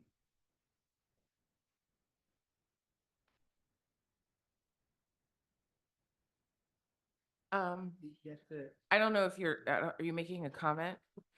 No, I wasn't sure. You done, sir? Okay. Quickest question. Okay. I just, Fernanda Vogel from 850 Wooded Pond Road. I just want to understand, I don't have very clear what the next steps are. And I guess as residents of this community, when is there going to be a vote? When are we going to know what? So I think that's what we're going to try and get to tonight really quickly after you guys are done talking. I'm done. Okay, I think there's one person left.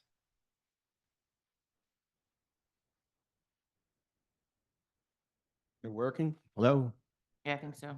Okay, my name is Mark Gray, 331 Arbor Lane. I'm former supervisor here for 12 years. We had a question earlier. Traffic study. The numbers as I recall at the YMCA where they came in with 10,000 was the number of members. They wound up with 30,000. There was a traffic study done. And the crux of a lot of this is about a traffic study. Well, I don't know if anybody here has seen a traffic study before, but the township has one for the YMCA. And I would ask the supervisors to post it on the website so everybody can get a look at what a traffic study is. And there's presumptions in there because there always is.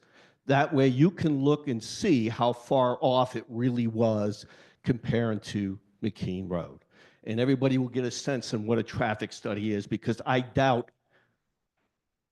it's probably only one or two people in the room that's ever seen a traffic study, right? No less one as it relates to Lower Gwinnett, because the road names are all on there. So that's really important to know what the guesses are, right? Really important to know that. So what they haven't done is actually produced, BET, a traffic study. Well, we've been talking about this for months. Traffic studies are expensive. I can see why they don't want to do one, but what I think I hear them say is they'll do one when the zoning gets changed. Is that right, Mike? So you're going to do one.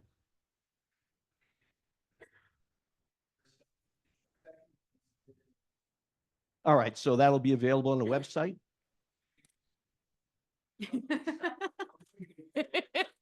And actually, that would be great because you can compare what they're producing to what was produced. I don't remember who the engineer was when the YMCA was put in, and that's about 20 years ago. 15 years ago. Yeah, that was a And long I don't remember what year it was. It was even before I was on office. That had been But to be decades ago. clear, the traffic study you're talking about was based upon the number of anticipated members to the YMCA, which was. It's the number of the amount of traffic that They're would be anticipating done based on as a membership. result Okay. generated. Let him finish, though. Just let him finish. I'll let you get back to it. Okay, so that's a big deal. So everybody can get a sense. Now, Al's sitting over there. We had a lot of development done in this township. And if you look at places like Gwinnett Mercy, because of the fire issues, we had them spend, I can't even, it must have been millions to put in that road out the back of Gwinnett Mercy, because there's a dorm there. And I think the dorm had like, I don't know, maybe up to 200 people in it. So the fire service could get in more than one way. Two ways to get into that campus, because you want to make sure that you don't put people at risk. So I'm not really sure what Al is saying here when he sort of answered the question. Al, are you saying there is no requirement for two ingresses and egresses out of that facility? Yes or no? I know you didn't. Wait 1 second, Al. Nobody can hear you. I'm sorry. I said that it was my one comment from the moment that I saw this project that it needed to have two means of access for emergency vehicles. Are we, can anybody tell me, are we getting two? I mean, the revised plan showed an The emergency. plan is showing two ingresses and egresses. One is showing an emergency, yeah. Yeah. Well, I'm sorry, the plan is showing that there is an emergency access lane, clearly on the revised plan, and I Yeah, think that they the showed that plan's about. there. I mean, obviously, we will go through that to make sure that it has the right width, the right gradient, the ingress and egress angles. All those things will have to be finalized. But I have said from the beginning that this will need to have two means of egress. I just want to I make, think all the supervisors have heard me say that. me too, Loud and clear. for years. So you're saying, and where does it dump out to? Norristown Road? I have said that I need All that, right. the creative part of it was to be left to the developer, but it has to be accessible to the apparatus. So I'm not going so we're good. It was up on I'm the not screen, going Al. to dictate see it, it. I'll have nor Jamie do pull it I up. think that that's the purpose of what we're doing here. It isn't, but I mean, it's not, that's, I mean, I'm not going to sit and dictate the design at No, no. 10 I'm just, o'clock at I'm looking night for on- two, Al. That's all I want. So right here. I have said two, they've shown two. You're talking full? Well, yeah, we've already required two full accesses. He's saying, I think you're saying one emergency only. A minimum of the emergency plus the regular access. So what I think I'm hearing from BET is there's one emergency and there's one full. Is that right? That's accurate. That's Yes, both it's what right up there. we've both been Well, saying. I don't know where we've ever done that before. If you take SHIP, if you take the Gwinnett Mercy, all of it, we've always required two. Yes, Chief. Access to community states, and we only have one access to SHIP right now because they took out McKean Road entrance. So there are several places in the township that the fire company owner has one in and one out. And I, Well, I, the and I the one don't- on SHIP was two, so I don't know what you did to the other one, but I don't know that. Well, you should be Actually, screaming. So we'll look, have give me a three. second, guys. Give me a second, gentlemen. Mr. Gray, I appreciate all your lively discourse. If there's another, because this will be up on the website, you'll be able to see all this. And I think the gentlemen have answered the question that there are places in the township where there is one access and an emergency vehicle only. And this is identifying that would be. I'm fine because I didn't see it before. So No, I'll be please. interested in knowing how that works out. Okay. The second thing is I heard from John, I think it's John, your name? John. That Thank you, Al. that no additional Thank you, Mr. equipment Lepeter. will be needed for this facility. Fire equipment. Mark, I just answered that. That's what you said. So I want to know when your ladder truck is getting replaced. It's on order right now, and it was ordered way before Oh, no, this project came up. I'm good. Let me rephrase it. Are you going to require any resources from the township for that apparatus? Yes or no? For that apparatus, that's a different discussion. Yeah. That does not have anything to do with this project. Okay. A ladder truck does have something to do with it. Mr. Gray and Al Conlon, this is. Well, all right. We're not going anywhere. Oh, This, yeah, all right, fine. Al and I are going to disagree. I think But no, I think that you and Al can talk this through later, maybe outside. I just want to make sure we're not going to give BET any free services. They're going to pay for it. Nothing has been We're purchased on board prior for- for BET. I think what we're trying to already relay, and I think this is what Al was trying to communicate. The fire truck was purchased for the township and surrounding municipalities that they service well before this project came before this board. But I understand your concern and I understand how passionate you are about fire service. And I think that this can be a conversation that we could have offline. and We can certainly do that. I don't want to take up any more Yeah. time here. I just Because want. this is only the third item of our agenda and it's 10 o'clock. Well, I think just because I think it's a fair question. I think, and the question is, has the fire company purchased anything or done any action because of this project? Is there anything different that the fire company has done because of this project? No. Okay. Thank you. Anything else, Mr. Gray? Well, I was going to ask about the police department because John made the comment earlier that there'll be no resources needed. Chief, no additional, but the chief, do you want to come in for a second?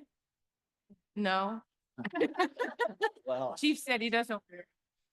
right. So there's no additional resources other than the new hires that are already been placed into service. Is that correct? The township needed cops. I'm because- asking the board, you guys should know that. We know that the answer is no, but we can let you hear it from the chief. So how many sworn police officers do you have, Chief? Currently 22. And how many did we have like 2 years ago? It was about 2 years ago, I believe, maybe 2.5 years ago, when we went from 18 to 22. Right. So the new patrol officers, now you have excess capacity is what my point is. And they're going to get those for free too. Because, Excess capacity? oh, yes. Okay. All No, right. So no. there's a study done with that told us exactly how many police officers we have. So you guys are now in excess. And the chief has got the report. No. I'm saying I'm saying you're in violation, not violate, you're in excess of the study. That's all I'm saying. But the study, to be fair, Mark, to be fair, let's level set. The study was done in 2013. This is 2025. Right. And the criteria in the study hasn't changed. And that's where we'll agree to disagree. But No, it didn't. that's where we'll agree to disagree because the size of the township and the number of residents in the township from 2013 to 2025, I think we all can agree that has changed. 700 according to the census. Okay. But that's okay. It still Okay. doesn't change the math and the International Association Police Chief criteria used. All I'm saying is we now have plenty of cops and BET is going to get those because they're going to be just like 555 over in Horsham with all the vehicles that were stolen. No. They're going to be just like the YMCA with all the break-ins. Yeah. Oh my God. This guy. So I'm just going to go back, first of all, that we did a post-development Thank you, traffic Mark. study at the Promenade at Upper Dublin, which we were required to do. And within a margin of error, the traffic is what we projected it to be.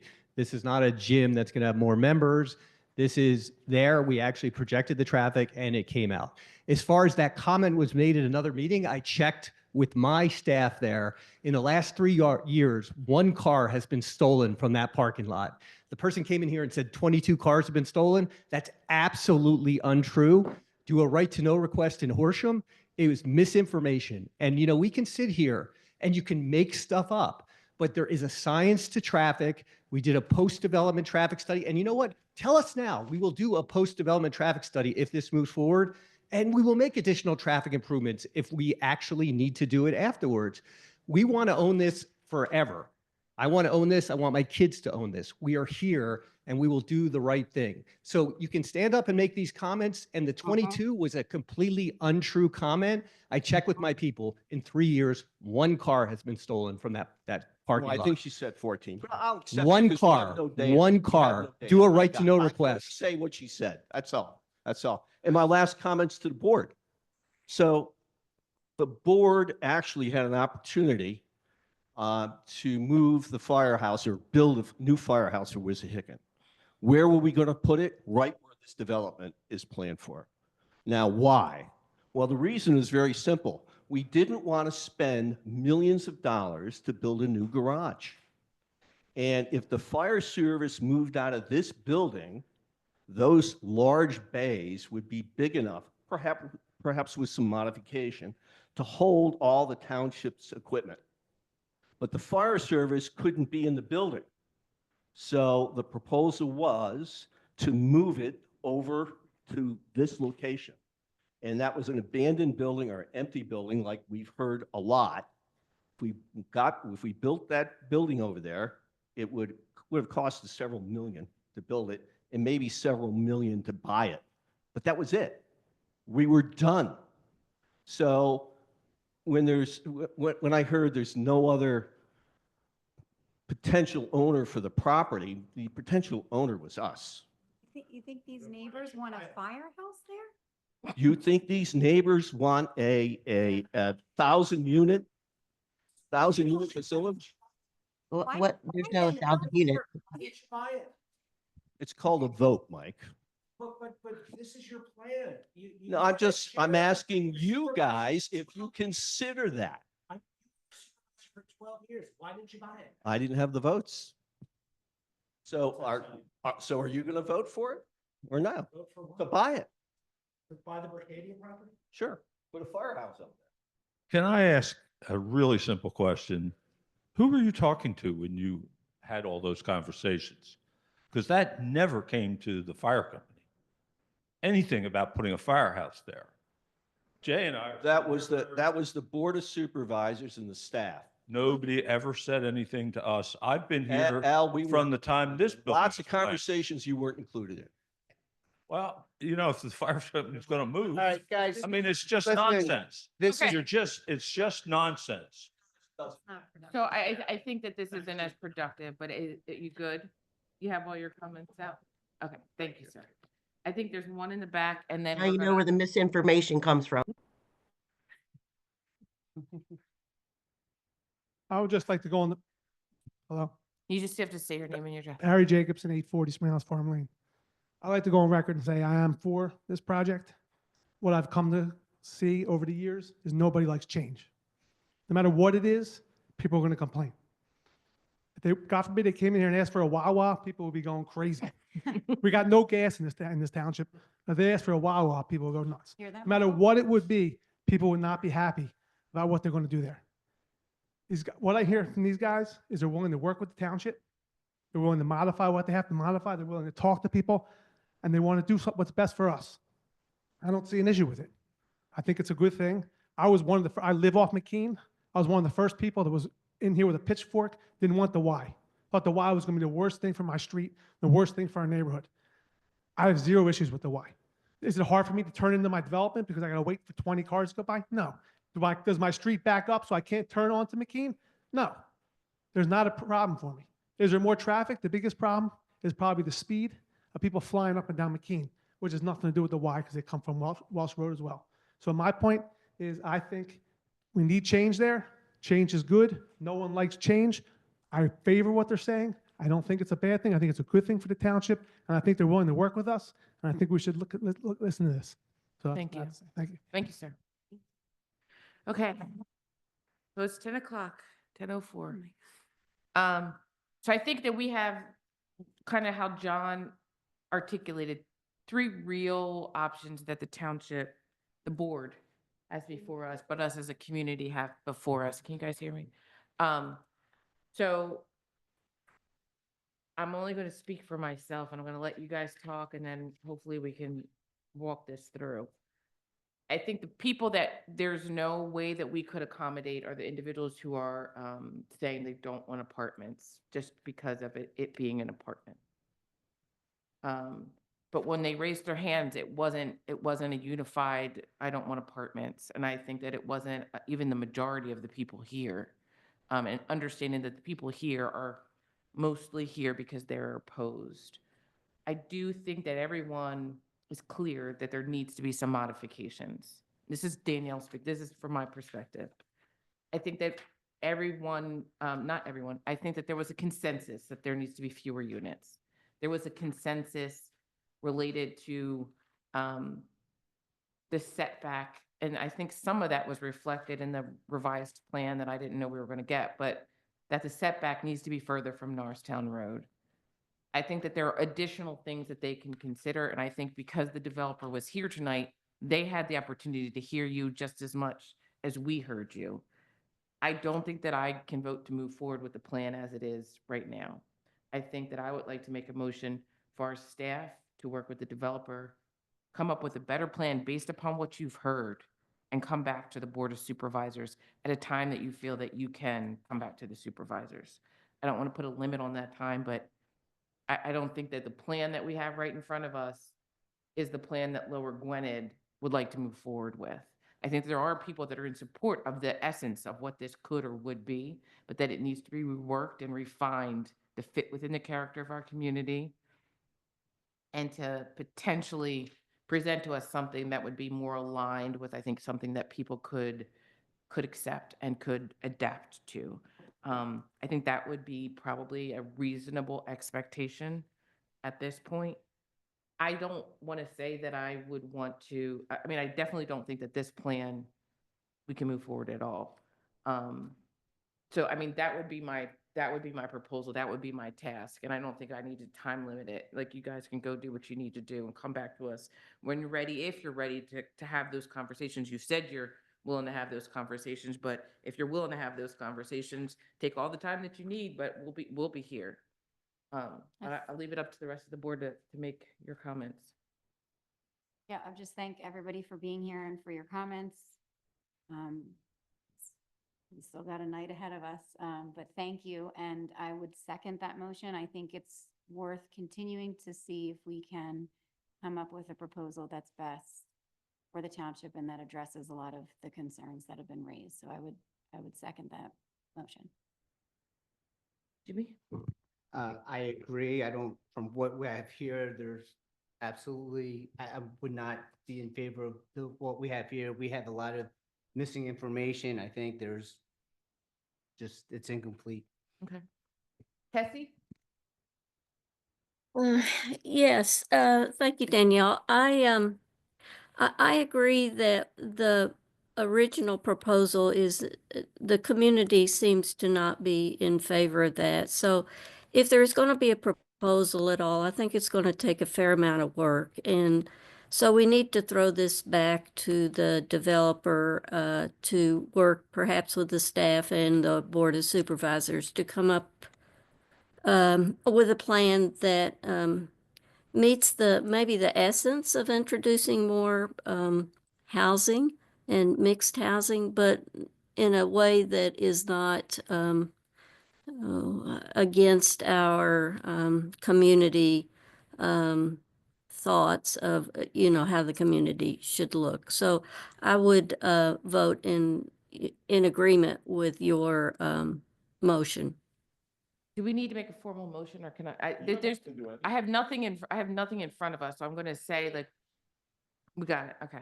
I also want to just make clear to everybody that there's a number of things that we promised, and I'm gonna make sure that we put these things up on the website for people to hear.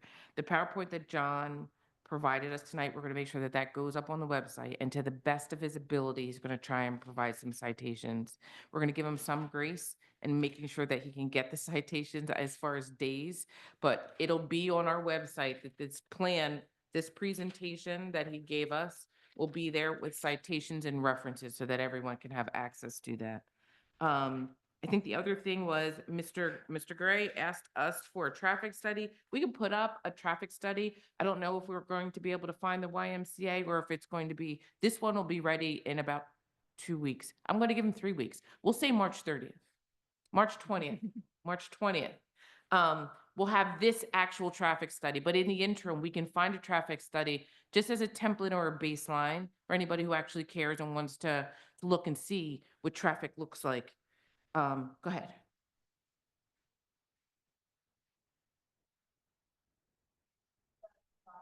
I think it's a PennDOT thing, but we're gonna ask our traffic engineer if we have access to that.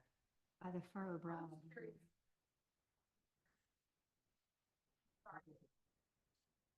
I don't think so either, because it was a road widening. I don't know if it's a traffic study was done. You mean for the intersection in Spring House? Yeah, that would be a completely different looking traffic study just because it was specific to the improvements at the intersection and not for a land development application. I think those are the 3 things that I promised. Go ahead, sir. Did I promise something else? I tried to write everything down.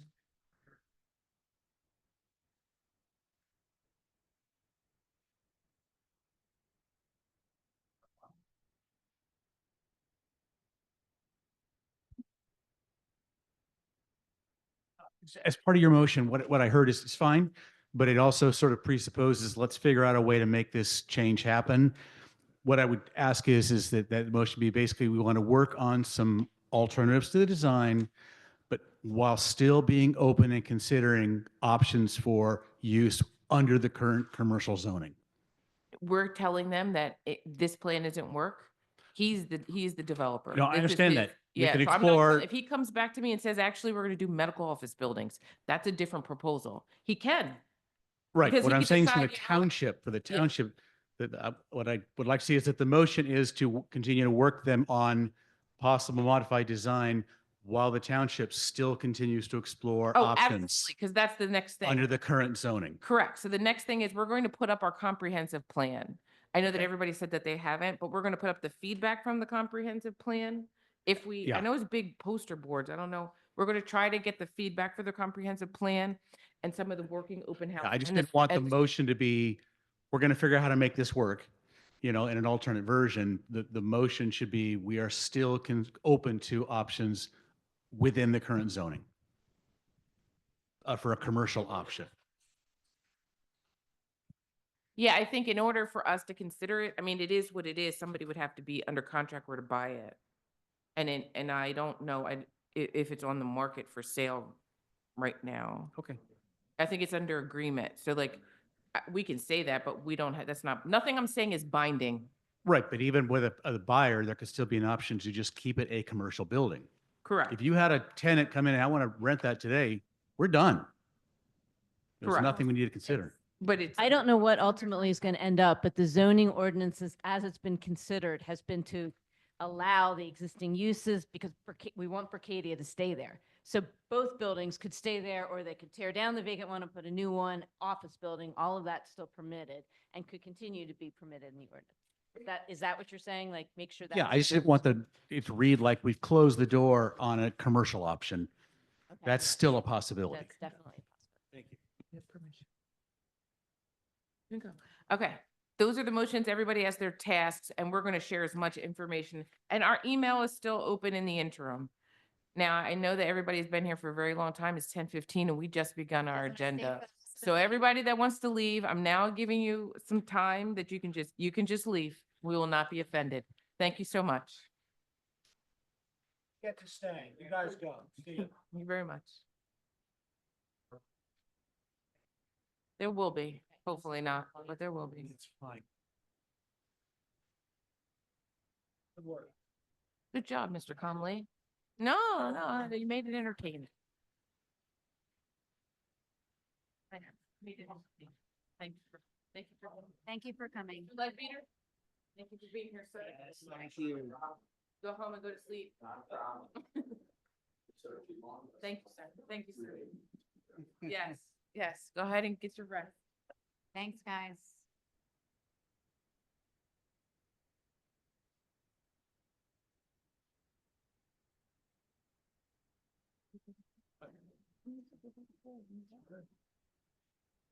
Okay, next up is general business. We have before us the approval of the text for historic markers. Speed room. This is the speed route. Computer died. Oh my God, my computer. Wait a minute. Stop.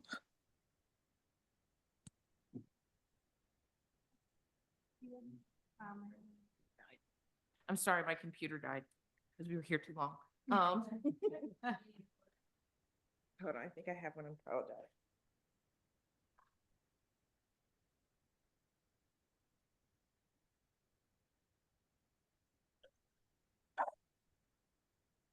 Second.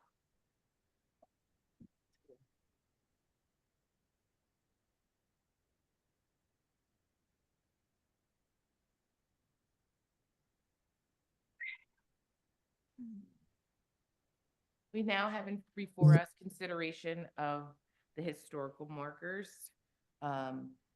This was an item that we continued from our last public meeting.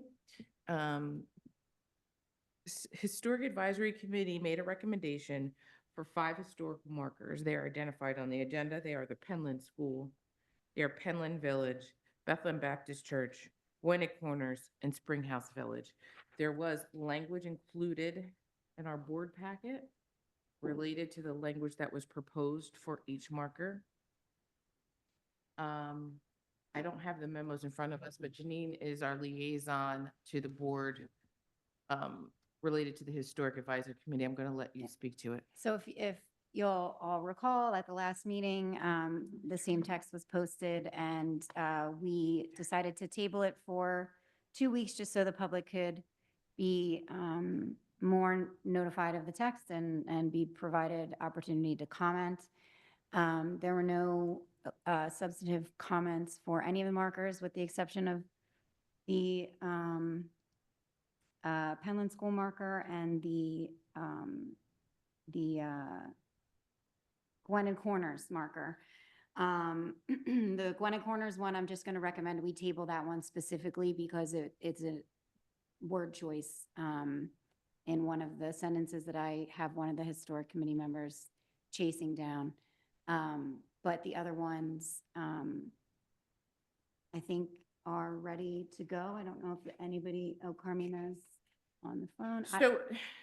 So we have included all of the language we have before us. It was public and it was advertised for over 2 weeks. The language has not been altered. There was questions, but there was no recommendation to actually change the language explicitly, but to add to the language, if that makes sense. Are there any comments or questions from the board? And to be clear, the first marker, which is Gwinnett Corners, is being asked to be tabled. I'm requesting that one be tabled because there is a word choice issue that, one of our historic committee members is chasing down to just make sure it's 100% perfect. And the rest of them, I would recommend that we move on. I can address the comments that were made about, like my summary of the comments that were made about the public school or the Penland School, or do you? Well, I was going to do them one by one, but if we want to do them Okay. all, I was going to do them one by one. So the first motion I was going to make was to table the approval of the text for the Gwinnett Corners. Is there, I'll make that motion. You made that motion. Is there a second? Second. All those in favor? Aye. Okay, so we're tabling the Gwinnett Corners and that explicit marker and that language. Next up is the Springhouse Village. Included in the packet was the Springhouse Village. That language is outlined. Is there any concerns or questions from the board? Any concerns or questions from the public related to the Springhouse Village marker explicitly? Oh, Carmina, I see your hand up. Is this related to the Springhouse? No, I'm waiting for the Penland School. Okay. No comments from the public. I'd like to make a motion to approve the Springhouse Village. Is there a second? Second. All those in favor? Aye. Motion carries. Next up is Bethlehem Baptist Church. Included in the board packet is the explanation of the entirety of that language. Is there any questions from the board? Any questions from the public?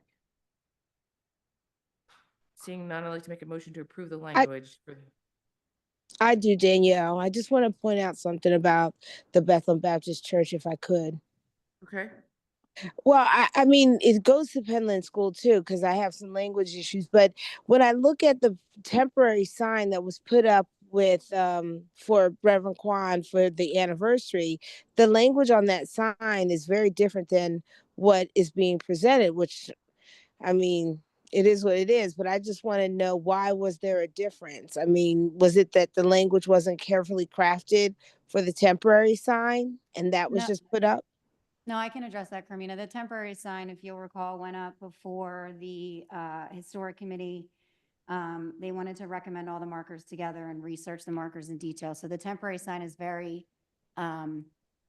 temporary, simple language to just sort of commemorate when the church was established, because it was, surrounding the anniversary celebration.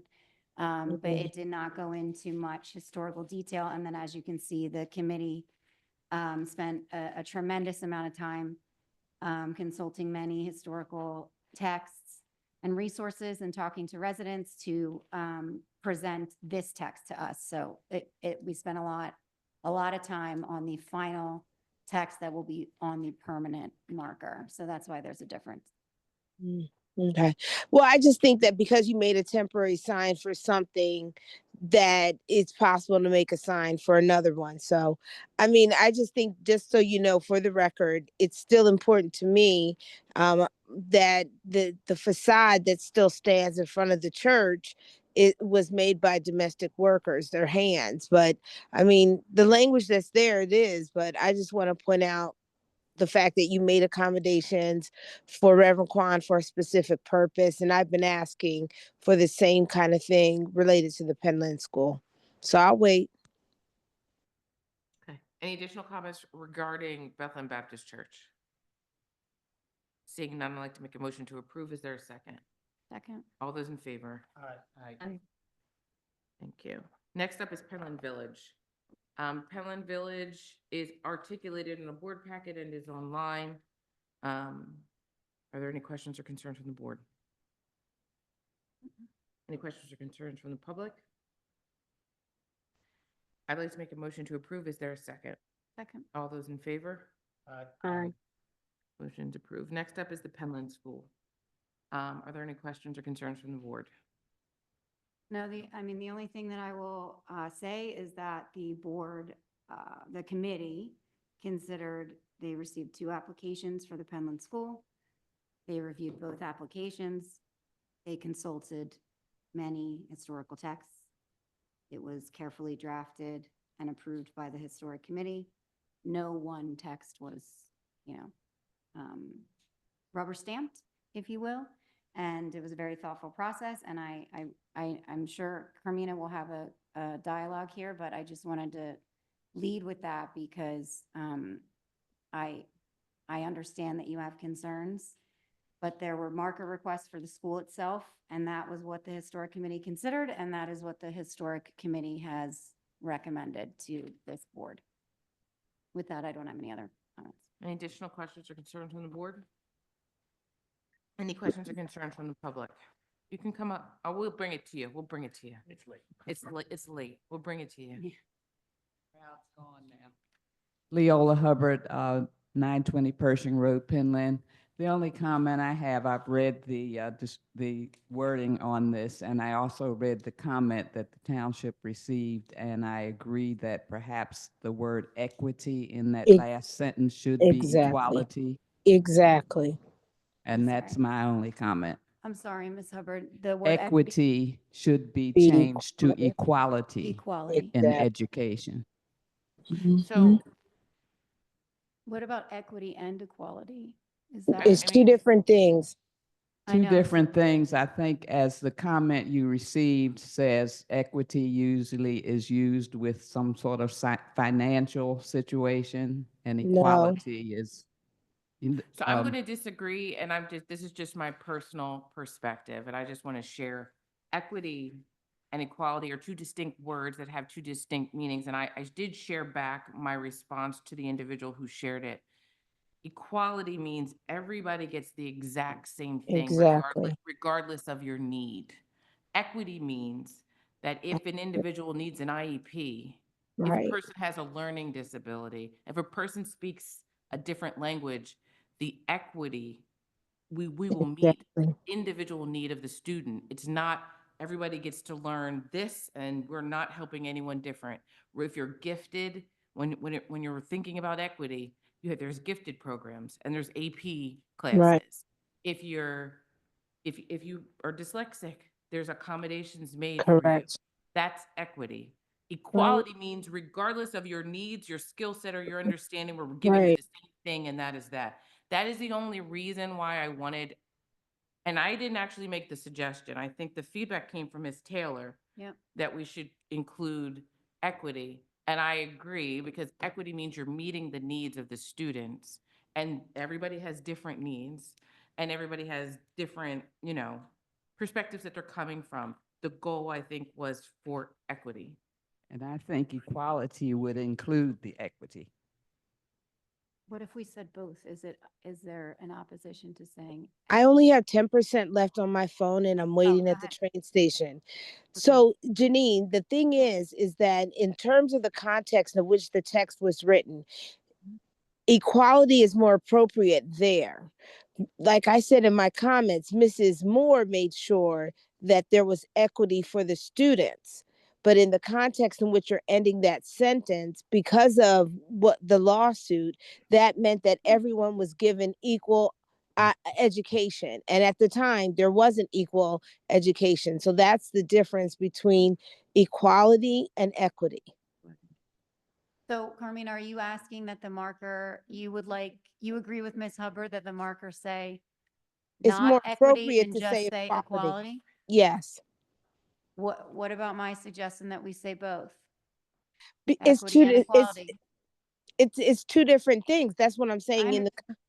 I I'm understand, but aren't we still pursuing, I mean, isn't that still something we're pursuing today? Both equal treatment and equitable treatment? But if you look at the sentence, right, where it says long of something with long, whatever that sentence is, the words before that, it wouldn't. It's an important step in the long fight toward achieving Correct. equity in education. So when you make it an important step in the long, whatever, that was because as a result of the lawsuit. So that's the equality statement there. Equity is what's the issue right now, to be honest with you. So Brown versus the Board of Education is about equality. Correct. It's about we all have access to the same exact things. We're Correct. actually fighting for equity, which means the needs of each person being addressed. Correct. Exactly. But that's still a continued fight, so. It is a continued fight, and But I not in think that context of the way that sentence is written. Okay, so strike equity and put equality? Is Equality, yes. that what you're saying, Danielle? No, I'm saying the Okay. exact opposite. I'm saying Okay, leave it that's- I'm saying leave it as it is. That's what I thought. I'm confused. I defer. Danielle, okay. So ending the segregation in schools is equality. This is just my perspective. Ending segregations in schools in Lower Gwinnett Township meant us following Brown versus Board of the Education was a fight for equality. The important step in a long fight toward achieving equity is not done, Carmina. Right, we're still We're fighting. still fighting Correct. that. So we're I'm still fighting that exactly. to today. So But this but marker is wasn't it about making a what we reference did to what then. happened? Well, but it's saying it's one step in the Towards- long fight that we're continuing to fight, which is equity, I think, right? Yeah. Well, I think you need to take. I disagree, but It's I talking have to. I about what mean, my happened in phone is. 1955. We were trying to achieve equality at that Correct. time, and that's what the marker is about. Okay. Right. And to be fair, these were your words. That was your addition, Miss Taylor. So like that last sentence was your addition Well, to the I think marker. we drafted it, but No, Ms. that Taylor wasn't said my it was last okay. sentence. Yeah. Okay, I the way that it was presented to me was there was a recommendation for this last piece, and I said that makes sense. And I think No, from the short- last piece was about Mrs. Moore, Mrs. and I don't. Moore. I'm not gonna fight you guys on that. I disagree fundamentally. I had process questions. Like I said, I'm down to 5%, and I'm in transit. So I think the sentence as it's been presented to the public should say equality, and the issue of equity and Mrs. Moore and all of that is another issue for another day.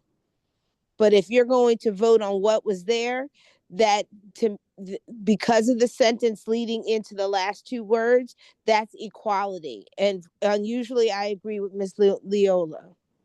Okay. So I mean, here's the options that we have before us. Striking the last part and going back to the original draft that the Historic Advisory Committee made to us. Changing the word to equality, or tabling this item. I'm going to leave it up to you, Janine, because you are the advisor to the Historic Advisory Committee. But I don't feel qualified to make that decision. I mean, the historic committee, I defer to the historic committee. Yeah, I think we Make a should motion table to- it. I make a motion to table. Thank you. Second it. All those in favor? Aye. Miss Jones, you can come. Yeah, You can thank come you. up, Miss Jones. I didn't want to volunteer you to speak, May- Ms. Jones, but I want to May hear I? from you. Go ahead. May I please speak? The content that is in that involves the people who are directly involved with the suit. And I know there are people who would want to put other names in there, but they were not involved with the suit and had something to do with not wanting it to happen, not to have the school closed. Also, we had someone read the wording there, and I don't have any quarrel with whether it's equity or equality. We have to get this done. If we keep tabling it, it's going to get more and more complicated, and people are going to move words and want this and want that. No, it's not. The resources we used have everything that is in the marker. So it has been thoroughly researched. And I think that it should stand as it is now, because I can't tell you, I have talked with 3 of the students who were involved in the case. They came to one of our meetings, our hack meetings, and talked about what they went through when they were taking out of the classroom back to their homes. So we still have people living in the community who are very much a part of that. My sister was a part of that. My parents were a part of that. Thaddeus Smith has documented very well all the steps that went on. And if you look at the resources that I reported, I don't see any way you could, say that that doesn't include in 124 words. You can't, there's so much that you cannot do. I could have written much more in that. All right, go ahead. No, listen, you're talking about what you wrote, so that was in the first person. I don't have a problem at this point, Miss Gloria. I just think that the word is equality and not equity. The rest of it can be the Okay, rest so of it can be determined later, but they voted to table it, and I think No, that's we didn't, reasonable. No, you Or didn't it was vote a it motion to it. table, and it There was was a second. motion to table and it was second. I didn't call for the vote yet. You're right. I'm sorry, Danielle. No, it's okay. I mean, you can go on with this forever and ever over a word. And I agree. And I'm Mr. sorry. Swirsky, can I ask you to suspend your motion? Does someone want to make? I would like to make a motion, to allow the word to be, equality. Is there a second? Second. All those in favor? Aye. Opposed? I didn't even get what you said. Sorry. I made a Daniel. motion, for the language as is, but instead of equity, it's gonna say equality. Okay, so we've made up our mind, it's equality? We did. Okay, I vote in favor then, if that's okay with Unanimous the vote. experts. It's unanimous, moving forward with it, and thank you all for all of your hard work Thank you. related to the historic markers. And thank you for sticking with us for 4.5 Thank you for hours. sticking with us for 3.5. 4.5 hours. We appreciate it tremendously. And Janine, you'll talk to the Historic Advisory Committee about the Hometown Heritage Marker Grant Program. So you'll Yes. come back to it just about that one? Yes, And can you advise them that we change the one word? yes. Thank you, ma'am. Next up is a resolution 2025-09, which is authorizing submission of the Monco 2040 implementation grant application for the Marion Avenue culvert in the amount of $66,740. Included in our board packet is the language around the resolution with lots of whereases, and be it resolved this 25th day of February 2025. Are there any questions or concerns from the board? This is authorizing the submission of the Monco 2040 implementation grant application. So this doesn't do anything but allow staff to submit this grant application on our behalf. The memo is included in our board packet from our Assistant Township Manager, talking about the aspects of the grant and the project in great detail as it relates to the Houston Creek flood study. Any questions from the board? Any questions from the public? I'd like to make a motion to approve. Is there a second? Second. All those in favor? Aye. Motion carries.